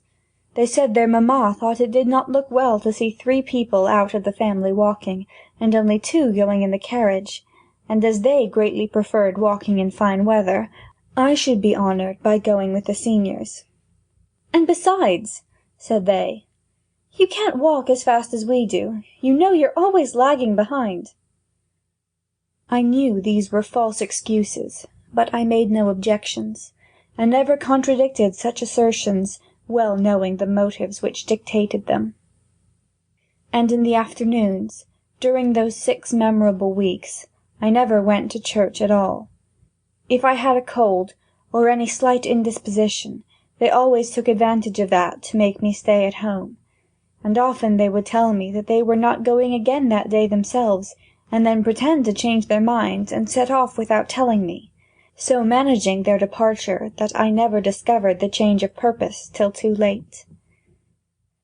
Upon their return home on one of these occasions, they entertained me with an animated account of a conversation they had had with Mr. Weston as they came along. "And he asked me if you were ill, Miss Grey," said Matilda. "But we told him you were quite well, only you didn't want to come to church, so he'll think you're turned wicked." All chance meetings on week-days were likewise carefully prevented, for lest I should go see poor Nancy Brown or any other person, Miss Murray took good care to provide sufficient employment for all my leisure hours. There was always some drawing to finish, some music to copy, or some work to do, sufficient to incapacitate me from indulging in anything beyond a short walk about the grounds, however she or her sister might be occupied. One morning, having sought and waylaid Mr. Weston, they returned in high glee to give me an account of their interview. "And he asked after you again?" said Matilda, in spite of her sister's silent but imperative intimation that she should hold her tongue. "He wondered why you were never with us, and thought you must have delicate health as you came out so seldom." "He didn't, Matilda. What nonsense you're talking!" "Oh, Rosalie, what a lie!" "He did, you know, and you said, 'Don't, Rosalie, hang it, I won't be pinched so.' And Miss Grey, Rosalie told him you were quite well, but you were always so buried in your books that you had no pleasure in anything else." What an idea he must have of me, I thought. "And," I asked, "does old Nancy ever inquire about me?" "Yes, and we tell her you are so fond of reading and drawing that you can do nothing else." "That is not the case, though. If you had told her I was so busy I could not come to see her, it would have been nearer the truth." "I don't think it would," replied Miss Murray, suddenly kindling up. "I'm sure you have plenty of time to yourself now, when you have so little teaching to do." It was no use beginning to dispute with such indulged, unreasoning creatures, so I held my peace. I was accustomed now to keeping silence when things distasteful to my ears were uttered, and now, too, I was used to wearing a placid, smiling countenance when my heart was bitter within me. Only those who have felt the like can imagine my feelings, as I sat with an assumption of smiling indifference, listening to the accounts of those meetings and interviews with Mr. Weston, which they seemed to find such pleasure in describing to me, and hearing things asserted of him which, from the character of the man, I knew to be exaggerations and perversions of the truth, if not entirely false. Things derogatory to him and flattering to them, especially to Miss Murray, which I burned to contradict, or at least to shout my doubts at, but dared not, lest in expressing my disbelief I should display my interest too. Other things I heard, which I felt or feared were indeed too true, but I must still conceal my anxiety respecting him, my indignation against them, beneath a careless aspect. Others, again, mere hints of something said or done, which I longed to hear more of, but could not venture to inquire. So passed the weary time. I could not even comfort myself with saying, "She will soon be married, and then there may be hope." Soon after her marriage the holidays would come, and when I returned from home most likely Mr. Weston would be gone, for I was told that he and the rector could not agree, the rector's fault of course, and that he was about to remove to another place. No. Besides my hope in God, my only consolation was in thinking that, though he know it not, I was more worthy of his love than Rosalie Murray, charming and engaging as she was, for I could appreciate his excellence, which she could not. I would devote my life to the promotion of his happiness. She would destroy his happiness for the momentary gratification of her own vanity. Oh, if he could but know the difference, I would earnestly exclaim. But no, I would not have him see my heart. Yet if he could know her hollowness, her worthless, heartless frivolity, he would then be safe, and I should be almost happy, though I might never see him more. I fear by this time the reader is well nigh disgusted with the folly and weakness I have so freely laid before him. I never disclosed it then, and would not have done so had my own sister or my mother been with me in the house. I was a close and resolute dissembler, in this one case at least. My prayers, my tears, my wishes, fears, and lamentations were witnessed by myself and heaven alone. When we are harassed by sorrows or anxieties, or long oppressed by any powerful feelings which we must keep to ourselves, for which we can obtain and seek no sympathy from any living creature, and yet which we cannot or will not wholly crush, we often naturally seek relief in poetry, and often find it too, whether in the effusions of others, which seem to harmonize with our existing case, or in our own attempts to give utterance to those thoughts and feelings in strains less musical, perchance, but more appropriate, and therefore more penetrating and sympathetic, and for the time more soothing, or more powerful to rouse and to unburden the oppressed and swollen heart. Before this time, at Wellwood House and here, when suffering from homesick melancholy, I had sought relief twice or thrice at this secret source of consolation, and now I flew to it again, with greater avidity than ever, because I seemed to need it more. I still preserve those relics of past sufferings and experience, like pillars of witness, set up in travelling through the vale of life to mark particular occurrences. The footsteps are obliterated now. The face of the country may be changed, but the pillar is still there, to remind me of how all these things were when it was reared. Lest the reader should be curious to see any of these effusions, I will favour him with one short specimen.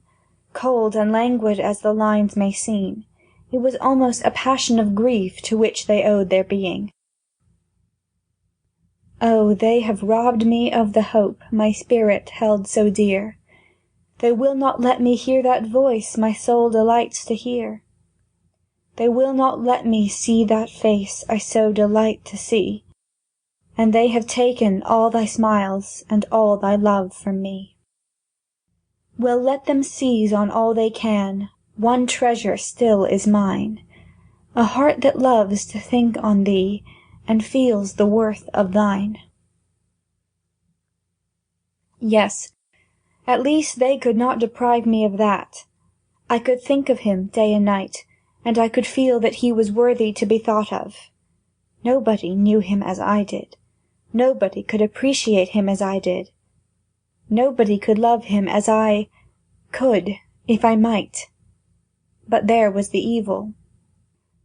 What business had I to think so much of one that never thought of me? Was it not foolish? Was it not wrong? Yet if I found such deep delight in thinking of him, and if I kept those thoughts to myself and troubled no one else with them, where was the harm of it, I would ask myself? And such reasoning prevented me from making any sufficient effort to shake off my fetters. But if those thoughts brought delight, it was a painful, troubled pleasure, too near akin to anguish, and one that did me more injury than I was aware of. It was an indulgence that a person of more wisdom or more experience would doubtless have denied herself, and yet how dreary to turn my eyes from the contemplation of that bright object, and force them to dwell on the dull, grey, desolate prospect around, the joyless, hopeless, solitary path that lay before me. It was wrong to be so joyless, so desponding, when I should have made God my friend, and to do his will the pleasure and the business of my life. But faith was weak, and passion was too strong. In this time of trouble I had 2 other causes of affliction. The first may seem a trifle, but it cost me many a tear. Snap, my little dumb, rough-visaged, but bright-eyed, warm-hearted companion, the only thing I had to love me, was taken away and delivered over to the tender mercies of the village rat-catcher, a man notorious for his brutal treatment of his canine slaves. The other was serious enough. My letters from home gave intimation that my father's health was worse. No boding fears were expressed, but I was grown timid and despondent, and could not help fearing that some dreadful calamity awaited us there. I seemed to see the black clouds gathering round my native hills, and to hear the angry muttering of a storm that was about to burst and desolate our hearth. End of chapter 17.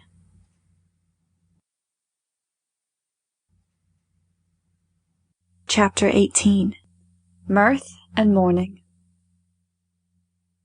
The 1st of June arrived at last, and Rosalie Murray was transmuted into Lady Ashby. Most splendidly beautiful she looked in her bridal costume. Upon her return from church after the ceremony, she came flying into the schoolroom, flushed with excitement and laughing, half in mirth and half in reckless desperation, as it seemed to me. "Now, Miss Grey, I'm Lady Ashby," she exclaimed. "It's done, and my fate is sealed. There's no drawing back now. I've come to receive your congratulations and bid you good-bye, and then I'm off for Paris, Rome, Naples, Switzerland, London. Oh dear, what a deal I shall see and hear before I come back again. But don't forget me. I shan't forget you, though I've been a naughty girl. Come, why don't you congratulate me?" "I cannot congratulate you," I replied, "till I know whether this change is really for the better. But I sincerely hope it is, and I wish you true happiness and the best of blessings. Well, good-bye. The carriage is waiting, and they're calling me." She gave me a hasty kiss and was hurrying away, but suddenly returning, embraced me with more affection than I thought her capable of evincing, and departed with tears in her eyes. Poor girl! I really loved her then, and forgave her from my heart all the injury she had done me, and others also. She had not half known it, I was sure, and I prayed God to pardon her too. During the remainder of that day of festal sadness, I was left to my own devices. Being too much unhinged for any steady occupation, I walked about with a book in my hand for several hours, more thinking than reading, for I had many things to think about. In the evening I made use of my liberty to go and see my old friend Nancy once again, to apologize for my long absence, which must have seemed so neglectful and unkind, by telling her how busy I had been, and to talk, or read, or work for her, whichever might be most acceptable, and of course to tell her the news of this important day, and perhaps to obtain a little information from her in return respecting Mr. Weston's expected departure. But of this she seemed to know nothing, and I hoped as she did that it was all a false report. She was very glad to see me, but happily her eyes were now so nearly well that she was almost independent of my services. She was deeply interested in the wedding, but while I amused her with the details of the festive day, the splendours of the bridal party, and of the bride herself, she often sighed and shook her head, and wished good might come of it. She seemed, like me, to regard it rather as a theme for sorrow than rejoicing. I sat a long time talking to her about that and other things, but no one came. Shall I confess that I sometimes look toward the door with a half-expectant wish to see it open and give entrance to Mr. Weston, as had happened once before? And that returning through the lanes and fields, I often paused to look around me, and walked more slowly than was at all necessary, for though a fine evening, it was not a hot one, and finally felt a sense of emptiness and disappointment at having reached the house without meeting or even catching a distant glimpse of anyone except a few labourers returning from their work. Sunday, however, was approaching. I should see him then, for now that Miss Murray was gone I could have my old corner again. I should see him, and by look, speech, and manner I might judge whether the circumstance of her marriage had very much afflicted him. Happily, I could perceive no shadow of a difference. He wore the same aspect he had worn 2 months ago. Voice, look, manner, all alike unchanged. There was the same keen-sighted, unclouded truthfulness in his discourse, the same forcible clearness in his style, the same earnest simplicity in all he said and did, that made itself not marked by the eye and ear, but felt upon the hearts of his audience. I walked home with Miss Matilda, but he did not join us. Matilda was now sadly at a loss for amusement, and woefully in want of a companion, her brothers at school, her sister married and gone, she too young to be admitted into society, for which, from Rosalie's example, she was in some degree beginning to acquire a taste at least, for the company of certain classes of gentlemen. At this dull time of year, no hunting was going on, no shooting even, for though she might not join in that, it was something to see her father or the gamekeeper go out with the dogs, and talk to them on their return about the different birds they had bagged. Now also she was denied the solace which the companionship of the coachmen, grooms, horses, greyhounds, and pointers might have afforded, for her mother having, notwithstanding the disadvantages of a country life, so satisfactorily disposed of her elder daughter, the pride of her heart had begun seriously to turn her attention to the younger, and being truly alarmed at the roughness of her manners, and thinking it high time to work a reform, had been roused at length to exert her authority, and prohibited entirely the yards, stables, kennels, and coach-house. Of course she was not implicitly obeyed, but indulgent as she had hitherto been, when once her spirit was roused, her temper was not so gentle as she required that of her governess to be, and her will was not to be thwarted with impunity. After many a scene of contention between mother and daughter, many a violent outbreak which I was ashamed to witness, in which the father's authority was often called in to confirm with oaths and threats the mother's slighted prohibitions, for even he could see that Tilly, though she would have made a fine lad, was not quite what a young lady ought to be. Matilda at length found that her easiest plan was to keep clear of the forbidden regions, unless she could now and then steal a visit without her watchful mother's knowledge. Amid all this, let it not be imagined that I escaped without many a reprimand and many an implied reproach, that lost none of its sting from not being openly worded, but rather wounded the more deeply, because, from that very reason, it seemed to preclude self-defence. Frequently I was told to amuse Miss Matilda with other things, and to remind her of her mother's precepts and prohibitions. I did so to the best of my power, but she would not be amused against her will, and could not against her taste, and though I went beyond mere reminding, such gentle remonstrances as I could use were utterly ineffectual. "Dear Miss Grey, it is the strangest thing. I suppose you can't help it if it's not in your nature, but I wonder you can't win the confidence of that girl, and make your society at least as agreeable to her as that of Robert or Joseph. They can talk the best about the things in which she is most interested," I replied. "Well, that is a strange confession, however, to come from her governess. Who is to form a young lady's tastes, I wonder, if the governess doesn't do it? I have known governesses who have so completely identified themselves with the reputation of their young ladies for elegance and propriety in minds and manners, that they would blush to speak a word against them, and to hear the slightest blame imputed to their pupils was worse to be censured than in their own persons, and I really can think it very natural for my part." "Do you, ma'am?" "Yes, of course. The young lady's proficiency and elegance is of more consequence to the governess than her own, as well as to the world. If she wishes to prosper in her vocation, she must devote all her energies to her business.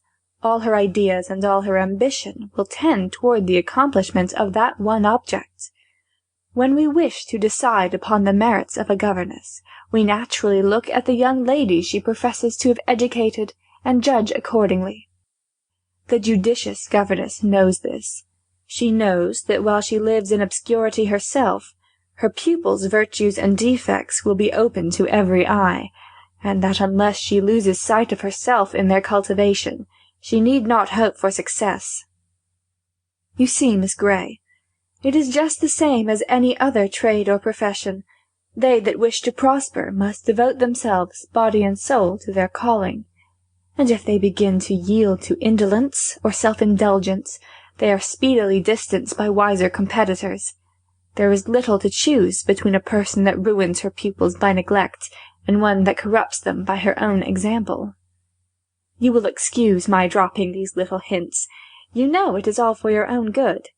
Many ladies would speak to you much more strongly, and many would not trouble themselves to speak at all, but quietly look out for a substitute. That, of course, would be the easiest plan.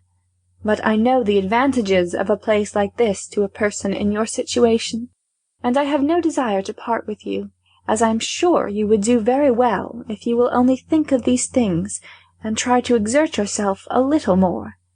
Then I am convinced you would soon acquire that delicate tact which alone is wanting to give you a proper influence over the mind of your pupil." I was about to give the lady some idea of the fallacy of her expectations, but she sailed away as soon as she concluded her speech. Having said what she wished, it was no part of her plan to await my answer. It was my business to hear and not to speak. However, as I have said, Matilda yielded at length in some degree to her mother's authority. Pity it had not been exerted before. And being thus deprived of almost every source of amusement, there was nothing for it but to take long rides with the groom and long walks with the governess, and to visit the cottages and farmhouses on her father's estate, to kill time in chatting with the old men and women that inhabited them. In one of these walks it was our chance to meet Mr. Weston. This was what I had long desired, but now for a moment I wished either he or I were away. I felt my heart throb so violently that I dreaded lest some outward signs of emotion should appear, but I think he hardly glanced at me, and I was soon calm enough. After a brief salutation to both, he asked Matilda if she had heard lately from her sister. "Yes," replied she. "She was at Paris when she wrote, and very well, and very happy." She spoke the last word emphatically, and with a glance impertinently sly. He did not seem to notice it, but replied with equal emphasis and very seriously, "I hope she will continue to be so." "Do you think it likely?" I ventured to inquire, for Matilda had started off in pursuit of her dog that was chasing a leveret. "I cannot tell," replied he. "Sir Thomas may be a better man than I suppose, but from all I have heard and seen, it seems a pity that one so young and gay and interesting, to express many things by one word, whose greatest, if not her only fault, appears to be thoughtlessness, no trifling fault to be sure, since it renders the possessor liable to almost every other, and exposes him to so many temptations, but it seems a pity that she should be thrown away on such a man. It was her mother's wish, I suppose?" "Yes, and her own too, I think, for she always laughed at my attempts to dissuade her from the step." "You did attempt it? Then at least you will have the satisfaction of knowing that it is no fault of yours if any harm should come of it. As for Mrs. Murray, I don't know how she can justify her conduct. If I had sufficient acquaintance with her, I'd ask her." "It seems unnatural, but some people think rank and wealth the chief good, and if they can secure that for their children, they think they have done their duty." True. But is it not strange that persons of experience, who have been married themselves, should judge so falsely? Matilda now came panting back, with the lacerated body of a young hare in her hand. "Was it your intention to kill that hare or to save it, Miss Murray?" asked Mr. Weston, apparently puzzled by her gleeful countenance. "I pretended to want to save it," she answered, honestly enough, "as it was so glaringly out of season. But I was better pleased to see it lulled. However, you can both witness that I couldn't help it. Prince was determined to have her, and he clutched her by the back and killed her in a minute. Wasn't it a noble chase?" "Very, for a young lady after a leveret." There was a quiet sarcasm in the tone of his reply which was not lost upon her. She shrugged her shoulders, and turning away with a significant asked me how I had enjoyed the fun. I replied that I saw no fun in the matter, but admitted that I had not observed the transaction very narrowly. "Didn't you see how it doubled, just like an old hare? And didn't you hear it scream?" "I'm happy to say I did not." "It cried out just like a child." "Poor little thing! What will you do with it?" "Come along. I shall leave it in the first house we come to. I don't want to take it home, for fear papa should scold me for letting the dog kill it." Mr. Weston was now gone, and we too went on our way. But as we returned, after having deposited the hare in the farmhouse, and demolished some spice cake and currant wine in exchange, we met him returning also from the execution of his mission, whatever it might be. He carried in his hand a cluster of beautiful bluebells, which he offered to me, observing with a smile that though he had seen so little of me for the last 2 months, he had not forgotten that bluebells were numbered among my favourite flowers. It was done as a simple act of goodwill, without compliment or remarkable courtesy, or any look that could be construed into reverential, tender adoration, vide Rosalie Murray. But still, it was something to find my unimportant saying so well remembered. It was something that he had noticed so accurately the time I had ceased to be visible. "I was told," he said, "that you were a perfect bookworm, Miss Grey, so completely absorbed in your studies that you were lost to every other pleasure." "Yes, and it's quite true," cried Matilda. "No, Mr. Weston, don't believe it. It's a scandalous libel. These young ladies are too fond of making random assertions at the expense of their friends, and you ought to be careful how you listen to them." "I hope this assertion is groundless, at any rate." "Why? Do you particularly object to lady studying?" "No, but I object to anyone so devoting himself or herself to study as to lose sight of everything else. Except under peculiar circumstances, I consider very close and constant study as a waste of time and an injury to the mind as well as the body." "Well, I have neither the time nor the inclination for such transgressions." We parted again. Well, what is there remarkable in all this? Why have I recorded it? Because, reader, it was important enough to give me a cheerful evening, a night of pleasing dreams, and a morning of felicitous hopes. Shallow-brained cheerfulness, foolish dreams, and unfounded hopes, you would say, and I would not venture to deny it. Suspicions to that effect arose too frequently in my own mind, but our wishes are like tinder. The flint and steel of circumstances are continually striking out sparks, which vanish immediately, unless they chance to fall upon the tinder of our wishes. Then they instantly ignite, and the flame of hope is kindled in a moment.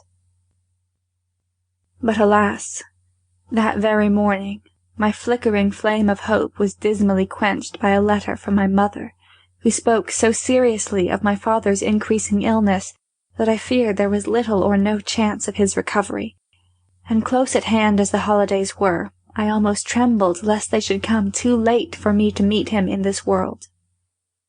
2 days after, a letter from Mary told me his life was despaired of, and his end seemed fast approaching. Then immediately I sought permission to anticipate the vacation and to go without delay. Mrs. Murray stared, and wondered at the unwonted energy and boldness with which I urged the request, and thought there was no occasion to hurry, but finally gave me leave, stating, however, that there was no need to be in such agitation about the matter. It might prove a false alarm after all, and if not, why, it was only in the common course of nature. We all must die sometime, and I was not to suppose myself the only afflicted person in the world. And concluding with saying that I might have the phaeton to take to O, and instead of repining, Miss Grey, be thankful for the privileges you enjoy. There's many a poor clergyman whose family would be plunged into ruin by the event of his death, but you see, have influential friends ready to continue their patronage and show you every consideration." I thanked her for her consideration, and flew to my room to make some hurried preparations for my departure. My bonnet and shawl being on, and a few things hastily crammed into my largest trunk, I descended. But I might have done the work more leisurely, for no one else was in a hurry, and I still had a considerable time to wait for the phaeton. At length it came to the door, and I was off. But oh, what a dreary journey was that! How utterly different from my former passages homewards!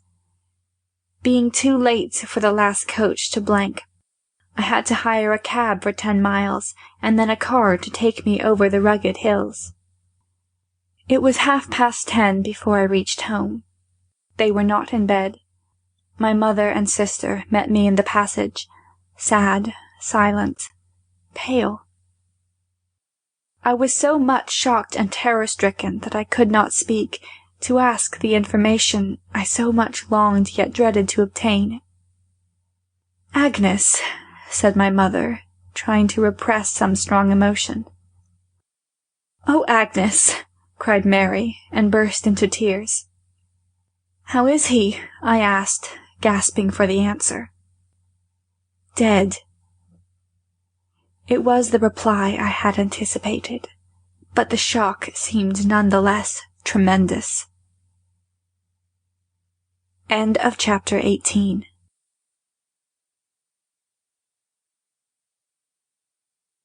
Chapter 19. The Letter. My father's mortal remains had been consigned to the tomb, and we, with sad faces and sombre garments, sat lingering over the frugal breakfast table, revolving plans for our future life. My mother's strong mind had not given way beneath even this affliction. Her spirit, though crushed, was not broken. Mary's wish was that I should go back to Horton Lodge, and that our mother should come and live with her and Mr. Richardson at the vicarage. She affirmed that he wished it no less than herself, and that such an arrangement could not fail to benefit all parties, for my mother's society and experience would be of inestimable value to them, and they would do all they could to make her happy. But no arguments or entreaties could prevail. My mother was determined not to go. Not that she questioned for a moment the kind wishes and intentions of her daughter, but she affirmed that so long as God spared her health and strength, she would make use of them to earn her own livelihood and be chargeable to no one, whether her dependence would be felt as a burden or not. If she could afford to reside as a lodger in Blank Vicarage, she would choose that house before all others as the place of her abode, but not being so circumstanced, she would never come under its roof except as an occasional visitor, unless sickness or calamity should render her assistance really needful, or until age and infirmity made her incapable of maintaining herself. "No, Mary," said she, "if Richardson and you have anything to spare, you must lay it aside for your family. Agnes and I must gather honey for ourselves. Thanks to having had daughters to educate, I have not forgotten my accomplishments. God willing, I will check this vain repining," she said, while the tears coursed one another down her cheeks in spite of her efforts. But she wiped them away, and resolutely shaking back her head, continued, "I will exert myself, and look out for a small house, commodiously situated in some populous but healthy district, where we will take a few ladies to board and educate, if we can get them, and as many day pupils as will come, or as we can manage to instruct. Your father's relations and old friends will be able to send us some pupils, or to assist us with their recommendations, no doubt. I shall not apply to my own. What say you to it, Agnes? Will you be willing to leave your present situation, and try? Quite willing, mamma. And the money I have saved will do to furnish the house. It shall be taken from the bank directly, when it is wanted. We must get the house, and settle on preliminaries first. Mary offered to lend the little she possessed, but my mother declined it, saying we must begin on an economical plan, and she hoped that the whole or part of mine, added to what we could get by the sale of the furniture, and what little our dear papa had contrived to lay aside for her since the debts were paid, would be sufficient to last us until Christmas, when, it was hoped, something would accrue from our united labours. When it was finally settled that this should be our plan, and that inquiries and preparations should immediately be set on foot, and while my mother busied herself with these, I should return to Horton Lodge at the close of my 4 weeks' vacation, and give notice for my final departure when things were in train for the speedy commencement of our school. We were discussing these affairs on the morning I have mentioned, about a fortnight after my father's death, when a letter was brought in for my mother, on beholding which the colour mounted in her face, lately pale enough with anxious watchings and excessive sorrow. "From my father," murmured she, as she hastily tore off the cover. It was many years since she had heard from any of her own relations before. Naturally wondering what the letter might contain, I watched her countenance while she read it, and was somewhat surprised to see her bite her lip and knit her brows as if in anger. When she had done, she somewhat irreverently cast it on the table, saying with a scornful smile, "Your grandpapa has been so kind as to write to me. He says he has no doubt I have long repented of my unfortunate marriage, and if I will only acknowledge this, and confess I was wrong in neglecting his advice, and that I have justly suffered for it, he will make a lady of me once again, if that be possible after my long degradation, and remember my girls in his will. Get my desk, Agnes, and send these things away. I will answer his letter directly. But first, as I may be depriving you both of a legacy, it is just that I should tell you what I mean to say. I shall say that he is mistaken in supposing that I can regret the birth of my daughters, who have been the pride of my life, and are likely to be the comfort of my old age, or the 30 years I have passed in the company of my best and dearest friends.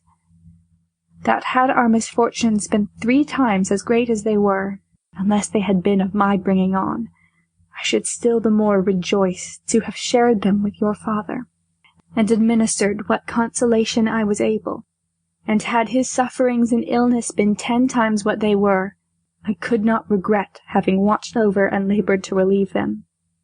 That if he had married a richer wife, misfortunes and trials would no doubt have come upon him still, while I am egotist enough to imagine that no other woman could have cheered him through them so well.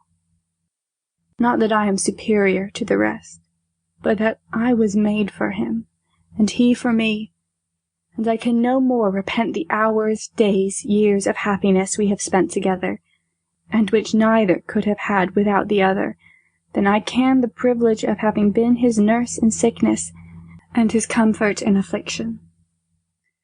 Will this do, children? Or shall I say we are all very sorry for what has happened during the last 30 years, and my daughters wish they had never been born, but since they have had that misfortune, they will be thankful for any trifle their grandpapa will be kind enough to bestow? Of course we both applauded our mother's resolution. Mary cleared away the breakfast things, and I brought the desk. The letter was quickly written and dispatched, and from that day we heard no more of our grandfather, till we saw his death announced in the newspaper a considerable time after. All his worldly possessions, of course, being left to our wealthy, unknown cousins. End of chapter 19.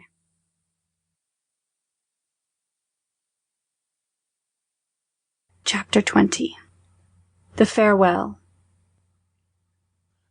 A house in A, the fashionable watering place, was hired for our seminary, and a promise of 2 or 3 pupils was obtained to commence with.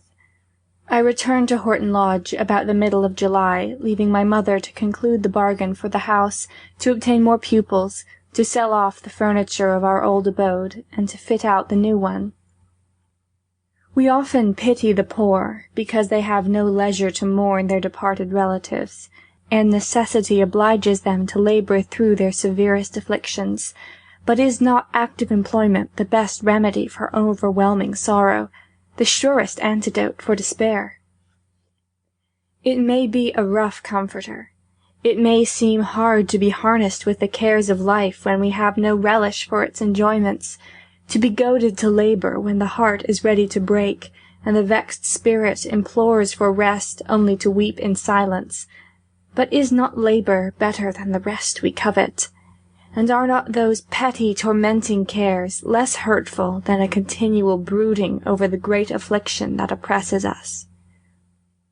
Besides, we cannot have cares and anxieties and toil without hope, if it be but the hope of fulfilling our joyless task, accomplishing some needful project, or escaping some further annoyance.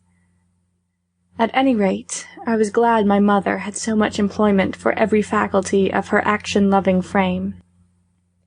Our kind neighbours lamented that she, once so exalted in wealth and station, should be reduced to such extremity in her time of sorrow, but I am persuaded that she would have suffered thrice as much had she been left in affluence, with liberty to remain in that house, the scene of her early happiness and late affliction, and no stern necessity to prevent her from incessantly brooding over and lamenting her bereavement. I will not dilate upon the feelings with which I left the old house, the well-known garden, the little village church, then doubly dear to me, because my father, who for 30 years had taught and prayed within its walls, lay slumbering now beneath its flags, and the old bare hills, delightful in their very desolation, with the narrow vales between, smiling in green wood and sparkling water, the house where I was born, the scene of all my early associations, the place where throughout life my earthly affections had been centred, and left them to return no more. True, I was going back to Horton Lodge, where amid many evils one source of pleasure yet remained, but it was a pleasure mingled with excessive pain, and my stay, alas, was limited to 6 weeks. And even of that precious time, day after day slipped by, and I did not see him, except at church. I never saw him for a fortnight after my return. It seemed a long time to me, and I was often out with my rambling pupil. Of course, hopes would keep rising, and disappointments would ensue.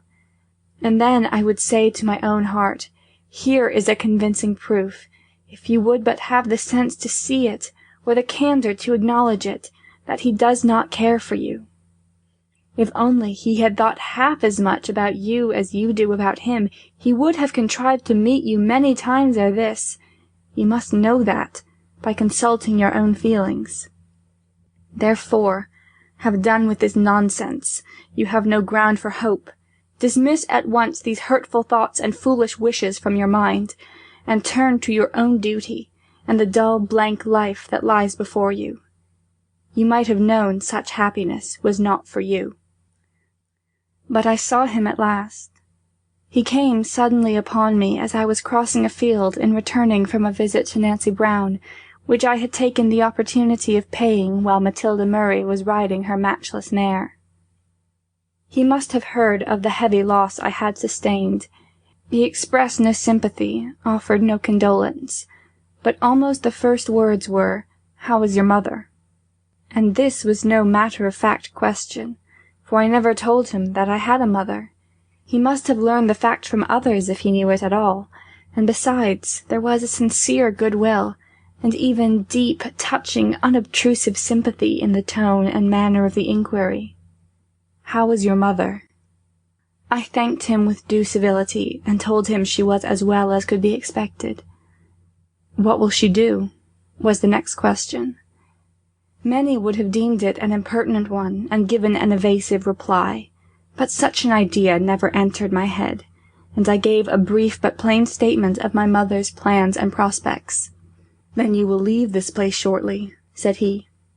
"Yes, in a month." He paused a minute, as if in thought. When he spoke again, I hoped it would be to express his concern at my departure, but it was only to say, "I think you will be willing enough to go." "Yes, for some things," I replied.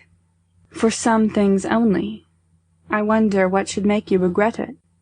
I was annoyed at this in some degree, because it embarrassed me. I had only one reason for regretting it, and that was a profound secret, which he had no business to trouble me about. "Why?" said I. "Why should you suppose that I disliked the place?" "You told me so yourself," was the decisive reply. "You said, at least, that you could not live contentedly without a friend, and that you had no friend here, and no possibility of making one, and besides, I know you must dislike it." "But if you remember rightly, I said, or meant to say, I could not live contentedly without a friend in the world. I was not so unreasonable as to require one always near me. I think I could be happy in a house full of enemies, but no, that sentence must not be continued." I paused and hastily added, "And besides, we cannot well leave a place where we have lived for 2 or 3 years without some feeling of regret." "Will you regret to part with Miss Murray, your sole remaining pupil and companion?" "I dare say I shall in some degree. It was not without sorrow I parted with her sister." "I can imagine that." "Well, Miss Matilda is quite as good, better in one respect." "What is that?" "She's honest." "And the other is not?" "I should not call her dishonest, but it must be confessed she's a little artful." "Artful, is she? I saw she was giddy and vain, and now," he added after a pause, "I can well believe she was artful too, but so excessively as to assume an aspect of extreme simplicity and unguarded openness. Yes," continued he musingly, "that accounts for some little things that puzzled me a trifle before." After that he turned the conversation to more general subjects. He did not leave me till we had nearly reached the park gates.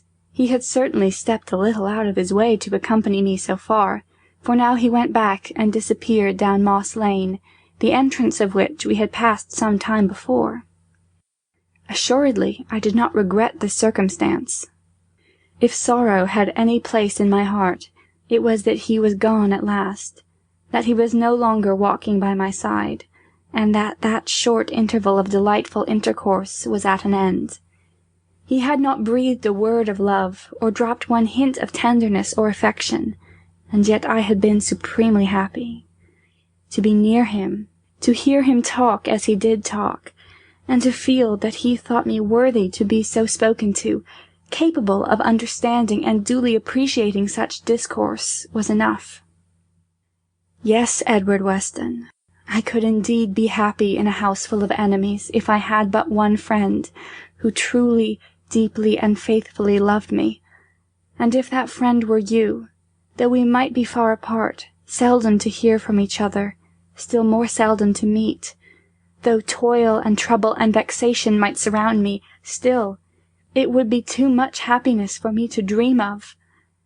Yet who can tell, said I within myself, as I proceeded up the park, who can tell what this 1 month may bring forth? I have lived nearly 23 years, and have suffered much, and tasted little pleasure yet. Is it likely my life all through will be so clouded? Is it not possible that God may hear my prayers, disperse these gloomy shadows, and grant me some beams of heaven's sunshine yet? Will he entirely deny to me those blessings which are so freely given to others, who neither ask them nor acknowledge them when received? May I not still hope and trust? I did hope and trust for a while, but alas, alas, the time ebbed away. 1 week followed another, and excepting one distant glimpse and 2 transient meetings, during which scarcely anything was said, while I was walking with Miss Matilda, I saw nothing of him, except of course at church, And now the last Sunday was come, and the last service. I was often on the point of melting into tears during the sermon. The last I was to hear from him, the best I should hear from anyone, I was well assured. It was over.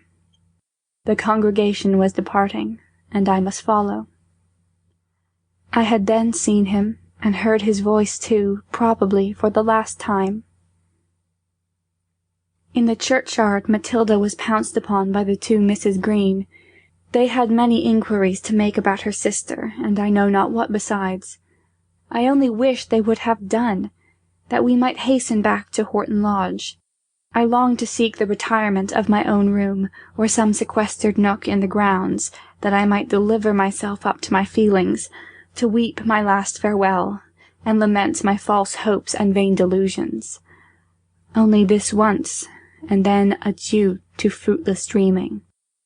Thenceforth, only sober, solid, sad reality should occupy my mind.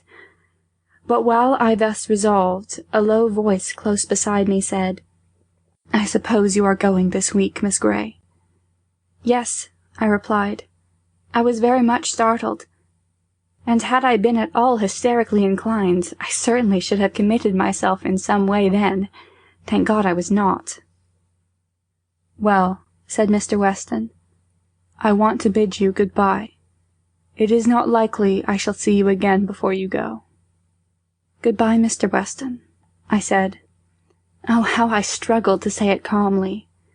I gave him my hand. He retained it a few seconds in his. "It is possible we may meet again," said he.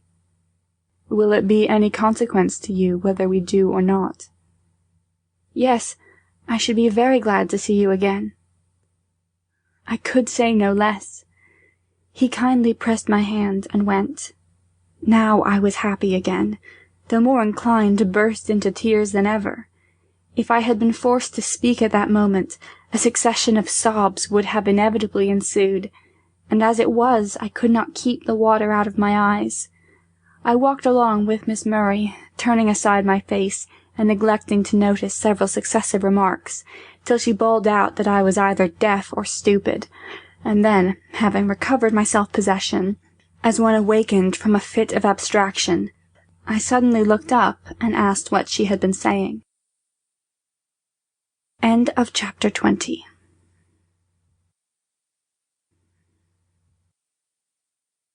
Chapter 21. The School. I left Horton Lodge, and went to join my mother in our new abode at A. I found her well in health, resigned in spirit, and even cheerful, though subdued and sober in her general demeanour. We had only 3 boarders and half a dozen day pupils to commence with, but by due care and diligence we hoped ere long to increase the number of both. I set myself with befitting energy to discharge the duties of this new mode of life. I call it new, for there was indeed a considerable difference between working with my mother in a school of our own, and working as a hireling among strangers, despised and trampled upon by old and young, and for the first few weeks I was by no means unhappy. It is possible we may meet again, and will it be any consequence to you whether we do or not? Those words still rang in my ear and rested on my heart. They were my secret solace and support. I shall see him again. He will come, or he will write. No promise, in fact, was too bright or too extravagant for hope to whisper in my ear. I did not believe half of what she told me. I pretended to laugh at it all. But I was far more credulous than I myself supposed. Otherwise, why did my heart leap up when a knock was heard at the front door, and the maid who opened it came to tell my mother a gentleman wished to see her? And why was I out of humour for the rest of the day because it proved to be a music-master come to offer his services to our school? And what stopped my breath for a moment, when, the postman having brought a couple of letters, my mother said, "Here, Agnes, this is for you," and threw one of them to me? And what made the hot blood rush into my face when I saw it was directed in a gentleman's hand? And why, oh, why did that cold, sickening sense of disappointment fall upon me, when I had torn open the cover and found it was only a letter from Mary, which for some reason or other her husband had directed for her. Was it then come to this, that I should be disappointed to receive a letter from my only sister, and because it was not written by a comparative stranger? Dear Mary! And she had written it so kindly, and thinking I should be so pleased to have it, I was not worthy to read it. And I believe in my indignation against myself I should have put it aside till I had schooled myself into a better frame of mind, and was become more deserving of the honour and privilege of its perusal.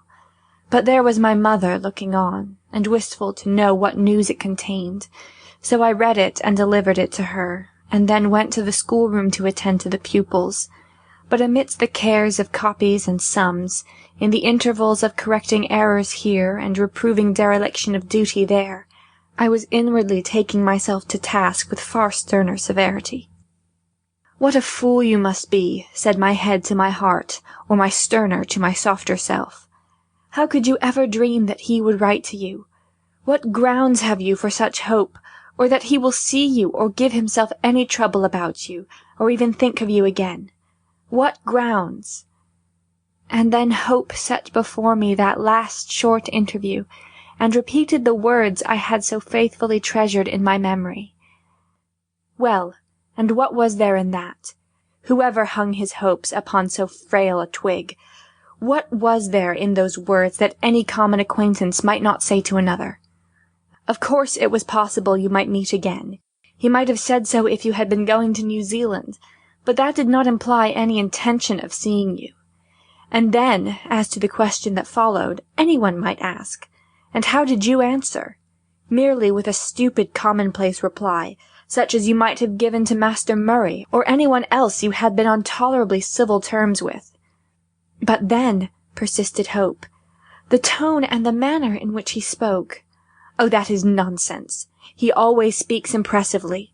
And that moment there were the Greens and Miss Matilda Murray just before, and other people passing by, and he was obliged to stand close beside you and speak very low, unless he wished everyone to hear what was said, which, though it was nothing at all particular, of course he would rather not. But then, above all, that empathetic yet gentle pressure of his hand which seemed to say, "Trust me," and many other things besides, too delightful, almost too flattering to be repeated even to oneself. Egregious folly, too absurd to require contradiction, mere inventions of the imagination, which you ought to be ashamed of.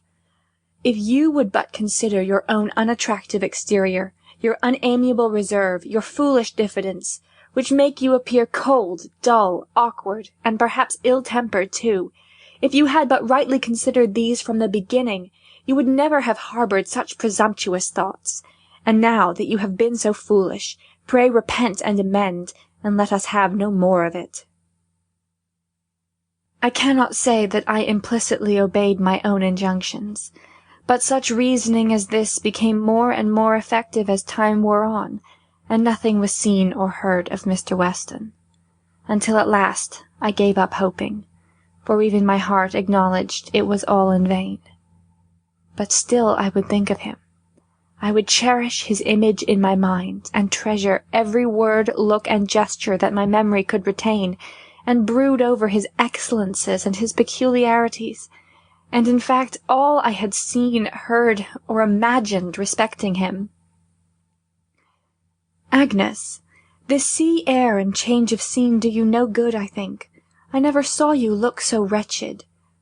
It must be that you sit too much, and allow the cares of the schoolroom to worry you. You must learn to take things easy, and to be more active and cheerful.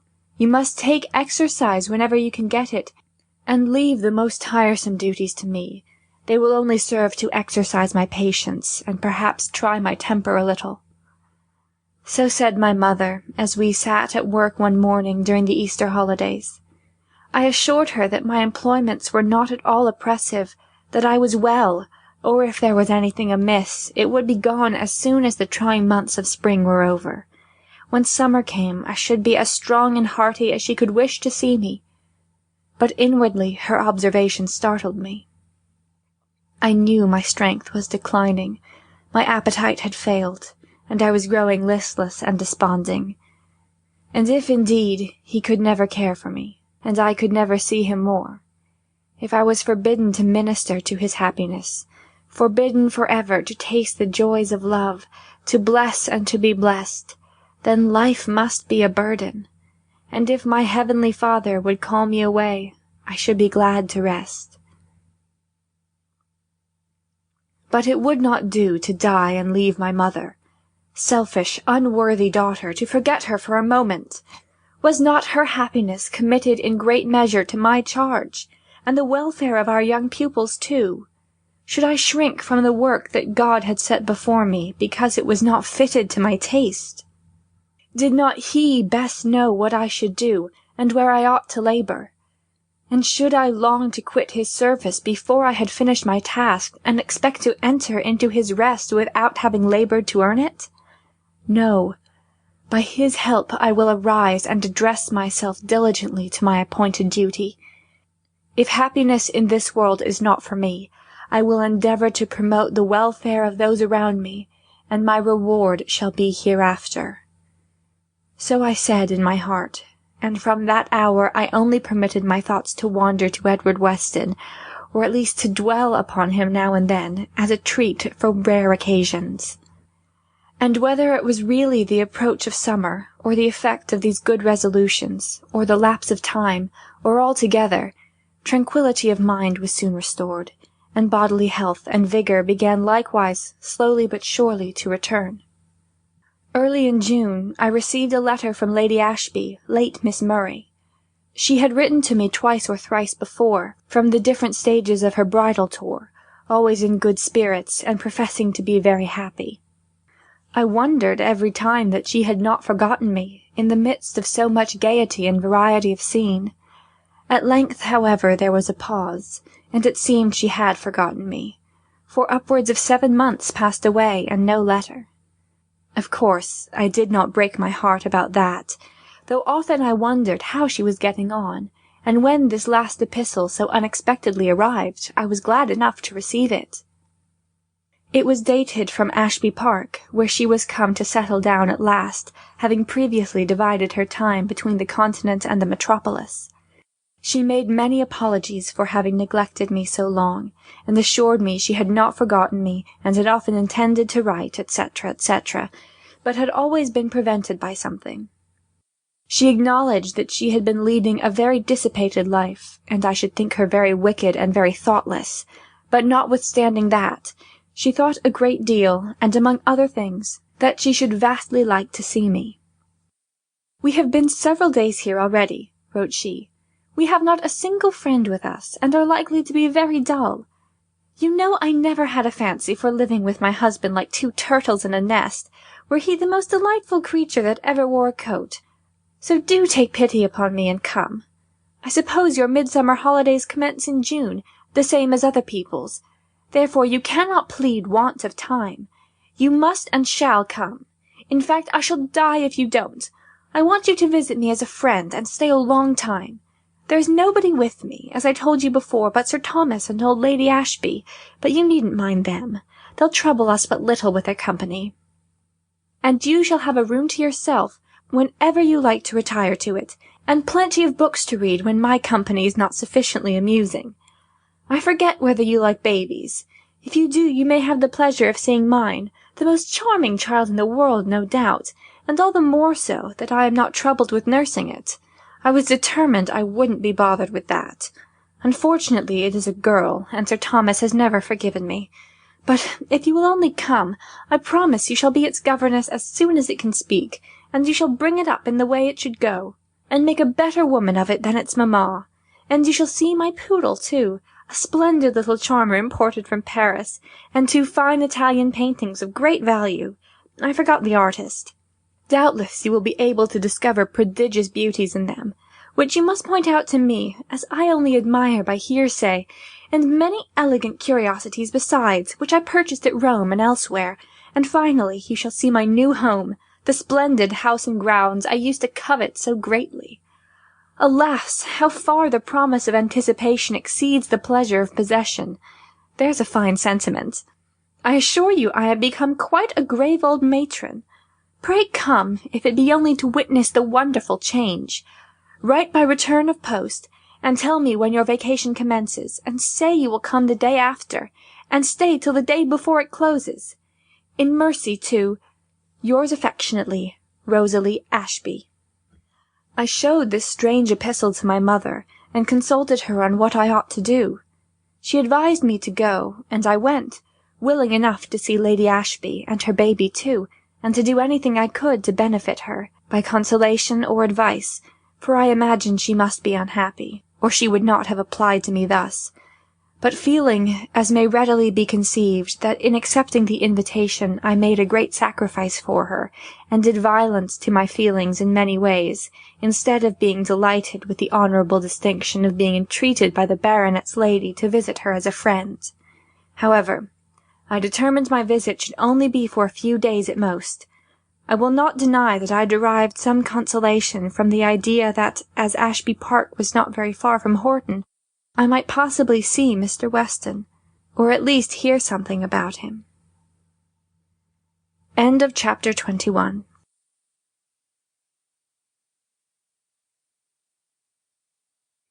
Chapter 22. The Visit. Ashby Park was certainly a very delightful residence. The mansion was stately without, commodious and elegant within. The park was spacious and beautiful, chiefly on account of its magnificent old trees, its stately herds of deer, its broad sheet of water, and the ancient woods that stretched beyond it, for there was no broken ground to give variety to the landscape, and but very little of that undulating swell which adds so greatly to the charm of park scenery. And so, this was the place that Rosalie Murray had so longed to call her own, that she must have a share of it, on whatever terms it might be offered, whatever price was to be paid for the title of mistress, and whoever was to be her partner in the honour and bliss of such a possession. Well, I am not disposed to censure her now. She received me very kindly, and though I was a poor clergyman's daughter, a governess, and a schoolmistress, she welcomed me with unaffected pleasure to her home, and what surprised me rather, took some pains to make my visit agreeable. I could see, it is true, that she greatly expected me to be greatly struck with the magnificence that surrounded her, and I confess I was rather annoyed at her evident efforts to reassure me, and prevent me from being overwhelmed by so much grandeur, too much awed at the idea of encountering her husband and mother-in-law, or too ashamed of my own humble appearance. For though plain, I had taken good care not to be shabby or mean, and should have been pretty considerably at my ease, if my condescending hostess had not taken such manifest pains to make me so. And as for the magnificence that surrounded her, nothing that met my eyes struck me or affected me half so much as her own altered appearance. Whether from the influence of fashionable dissipation, or some other evil, a space of time little more than 12 months had had the effect that might be expected from as many years, in reducing the plumpness of her form, the freshness of her complexion, the vivacity of her movements, and the exuberance of her spirits. I wished to know if she was unhappy, but felt it was not my province to inquire. I might endeavour to win her confidence, but if she chose to conceal her matrimonial cares from me, I would trouble her with no obtrusive questions. I therefore at first confined myself to a few general inquiries about her health and welfare, and a few commendations on the beauty of the park, and of the little girl that should have been a boy, a small, delicate infant of 7 or 8 weeks old, whom its mother seemed to regard with no remarkable degree of interest or affection, though full as much as I expected her to show. Shortly after my arrival, she commissioned her maid to conduct me to my room and see that I had everything I wanted. It was a small, unpretending, but sufficiently comfortable apartment. When I descended thence, having divested myself of all travelling encumbrances, and arranged my toilet with due consideration for the feelings of my lady hostess, she conducted me herself to the room I was to occupy when I chose to be alone, or when she was engaged with visitors, or obliged to be with her mother-in-law, or otherwise prevented, as she said, from enjoying the pleasure of my society. It was a quiet, tidy little sitting-room, and I was not sorry to be provided with such a harbour of refuge. "And sometime," said she, "I will show you the library. I have never examined the shelves, but I dare say it is full of wise books, and you may go and borrow among them whenever you please. And now you shall have some tea. It will soon be dinner-time, but I thought as you are accustomed to dine at 1, you would perhaps like better to have a cup of tea about this time, and to dine when we lunch, and then, you know, you could have your tea in this room, and that would save you from having to dine with Lady Ashby and Sir Thomas, which would be rather awkward. At least not awkward, but rather, you know what I mean. I thought you mightn't like it so well, especially as we may have other ladies and gentlemen to dine with us occasionally." "Certainly," said I would much rather have it as you say, and if you have no objection, I should prefer having all my meals in this room." "Why so?" "Because I imagine it will be more agreeable to Lady Ashby and Sir Thomas." "Nothing of the kind." "At any rate, it would be more agreeable to me." She made some faint objections, but soon conceded, and I could see that the proposal was a considerable relief to her. "Now, come into the drawing-room," said she. "There's the dressing-bell, but I won't go yet. It's no use dressing when there's no one to see you, and I want to have a little discourse." The drawing-room was certainly an imposing apartment, and very elegantly furnished, but I saw its young mistress glance towards me as we entered, as if to notice how I was impressed by the spectacle, and accordingly I determined to preserve an aspect of stony indifference, as if I saw nothing at all remarkable. But this was only for a moment. Immediately conscience whispered, why should I disappoint her to save my pride? No, rather let me sacrifice my pride to give her a little innocent gratification. And I honestly looked round, and told her it was a noble room and very tastefully furnished. She said little, but I saw she was pleased. She showed me her fat French poodle that lay curled upon a silk cushion, and the 2 fine Italian paintings, which, however, she would not give me time to examine, but saying I must look at them some other day, insisted upon my admiring the little jewelled watch she had purchased in Geneva. And then she took me round the room to point out sundry articles of virtu she had bought from Italy. An elegant little timepiece, and several busts, small graceful figures, and vases, all beautifully carved in white marble. She spoke of these with animation, and heard my admiring comments with a smile of pleasure, that soon, however, vanished, and was followed by a melancholy sigh, as if in consideration of the insufficiency of all such baubles to the happiness of the human heart, and their woeful inability to supply its insatiate demands. Then, stretching herself upon a couch, she motioned me to a capacious easy-chair that stood opposite, not before the fire, but before a wide-open window, for it was summer, be remembered, a sweet, warm evening in the latter half of June. I sat for a moment in silence, enjoying the still, pure air, and the delightful prospect of the park that lay before me, rich in verdure and foliage, and basking in yellow sunshine, relieved by the long shadows of declining day. But I must take advantage of this pause. I had inquiries to make, and like the substance of a lady's postscript, the most important must come last. So I began with asking after Mr. and Mrs. Murray, and Miss Matilda, and the young gentleman. I was told that papa had the gout, which made him very ferocious, and that he would not give up his choice wines and his substantial dinners and suppers, and had quarrelled with his physician, because the latter had dared to say that no medicine could cure him while he lived so freely, that mamma and the rest were well. Matilda was still wild and reckless, but she had gotten a fashionable governess, and was considerably improved in her manners, and soon to be introduced to the world, and John and Charles, now at home for the holidays, were by all accounts fine, bold, unruly, mischievous boys. "And how are the other people getting on?" said I. "The Greens, for instance." "Ah, Mr. Green is heartbroken, you know," replied she with a languid smile. He hasn't gotten over his disappointment yet, and never will, I suppose. He's doomed to be an old bachelor, and his sisters are doing their best to get married." "And the Meltons?" "Oh, they're jogging on as usual, I suppose, but I know very little about any of them, except Harry," she said, blushing slightly and smiling again. "I saw a great deal of him while we were in London, for as soon as he heard we were there he came up under pretence of visiting his brother, and either followed me like a shadow wherever I went, or met me like the reflection at every turn. You needn't look so shocked, Miss Grey. I was very discreet, I assure you. But you know one can't help being admired. Poor fellow! He was not my only worshipper, though he was certainly the most conspicuous, and I think the most devoted among them.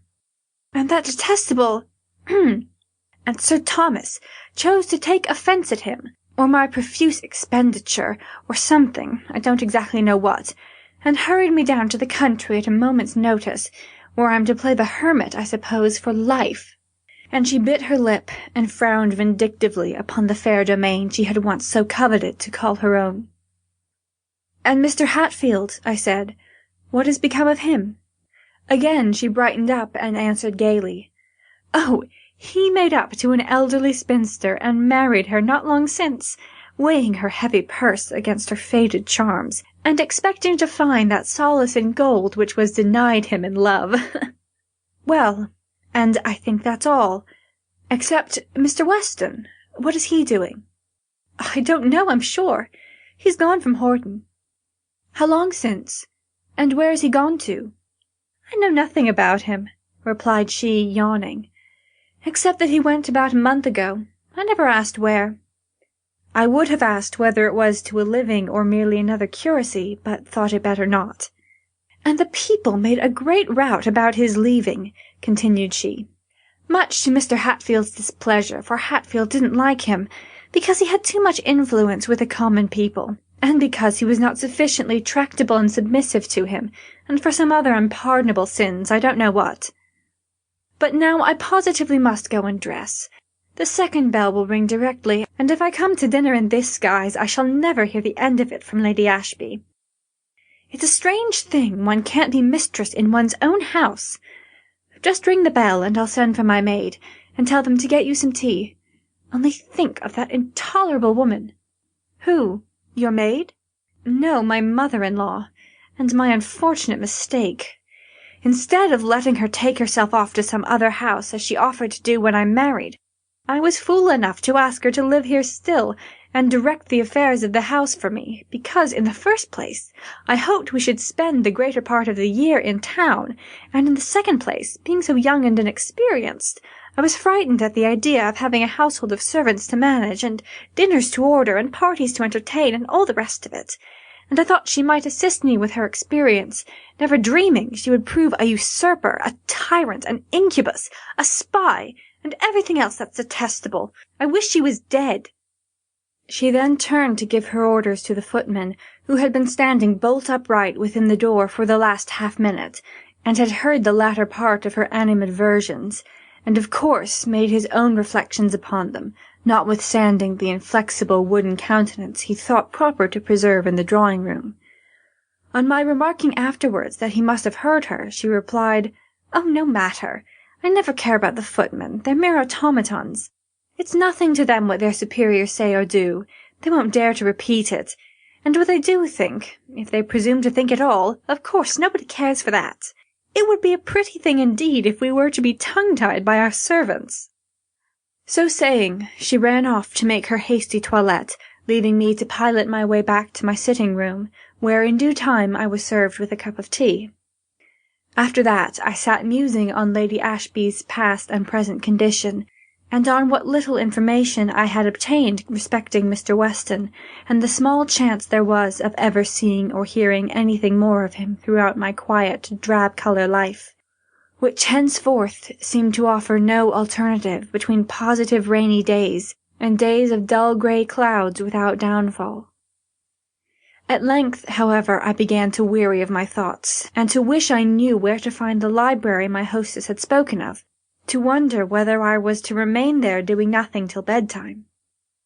As I was not rich enough to possess a watch, I could not tell how much time was passing, except by observing the slowly lengthening shadows from the window, which presented a side view, including a corner of the park, a clump of trees whose topmost branches had been colonized by an innumerable company of noisy rooks, and a high wall with a massive wooden gate, as a broad carriage road swept up to it from the park.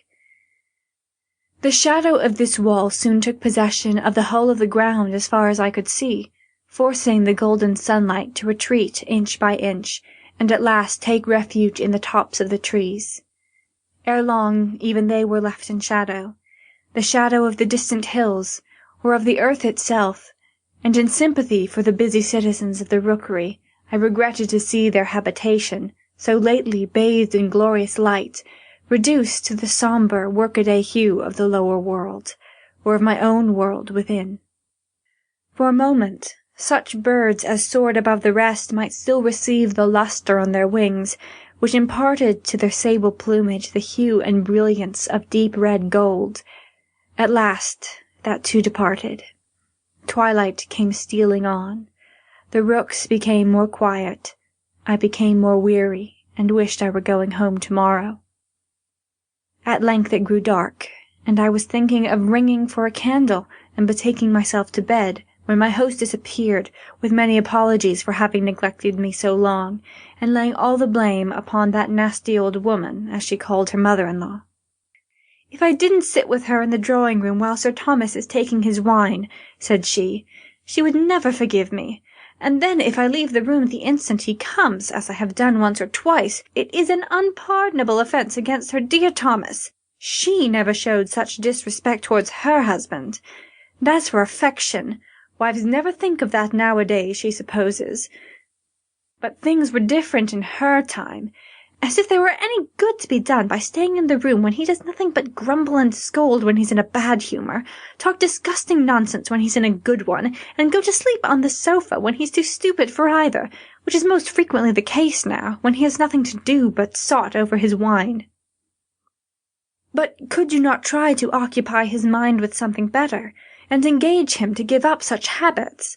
I'm sure you have the powers of persuasion and qualifications for amusing gentlemen which so many ladies would be glad to possess. And do you think I would lay myself out for his amusement? No, that's not my idea of a wife. It's the husband's part to please the wife, not hers to please him. And if he isn't satisfied with her as she is, and thankful to possess her too, he isn't worthy of her, that's all. As for persuasion, I assure you I shan't trouble myself with that. I've enough to do to bear with him as it is without attempting to work a reform. But I'm sorry I left you so long, Miss Grey. How have you passed the time? Chiefly in watching the rooks. Mercy, how dull you must have been. I really must show you the library, and you must ring for everything you want, just as you would at an inn, and make yourself comfortable. I have selfish reasons for wishing to make you happy, because I want you to stay with me, and not fulfill your horrid threat of running away in a day or two. Well, don't let me keep you out of the drawing-room any longer for tonight, for at present I'm tired, and wish to go to bed. End of chapter 22.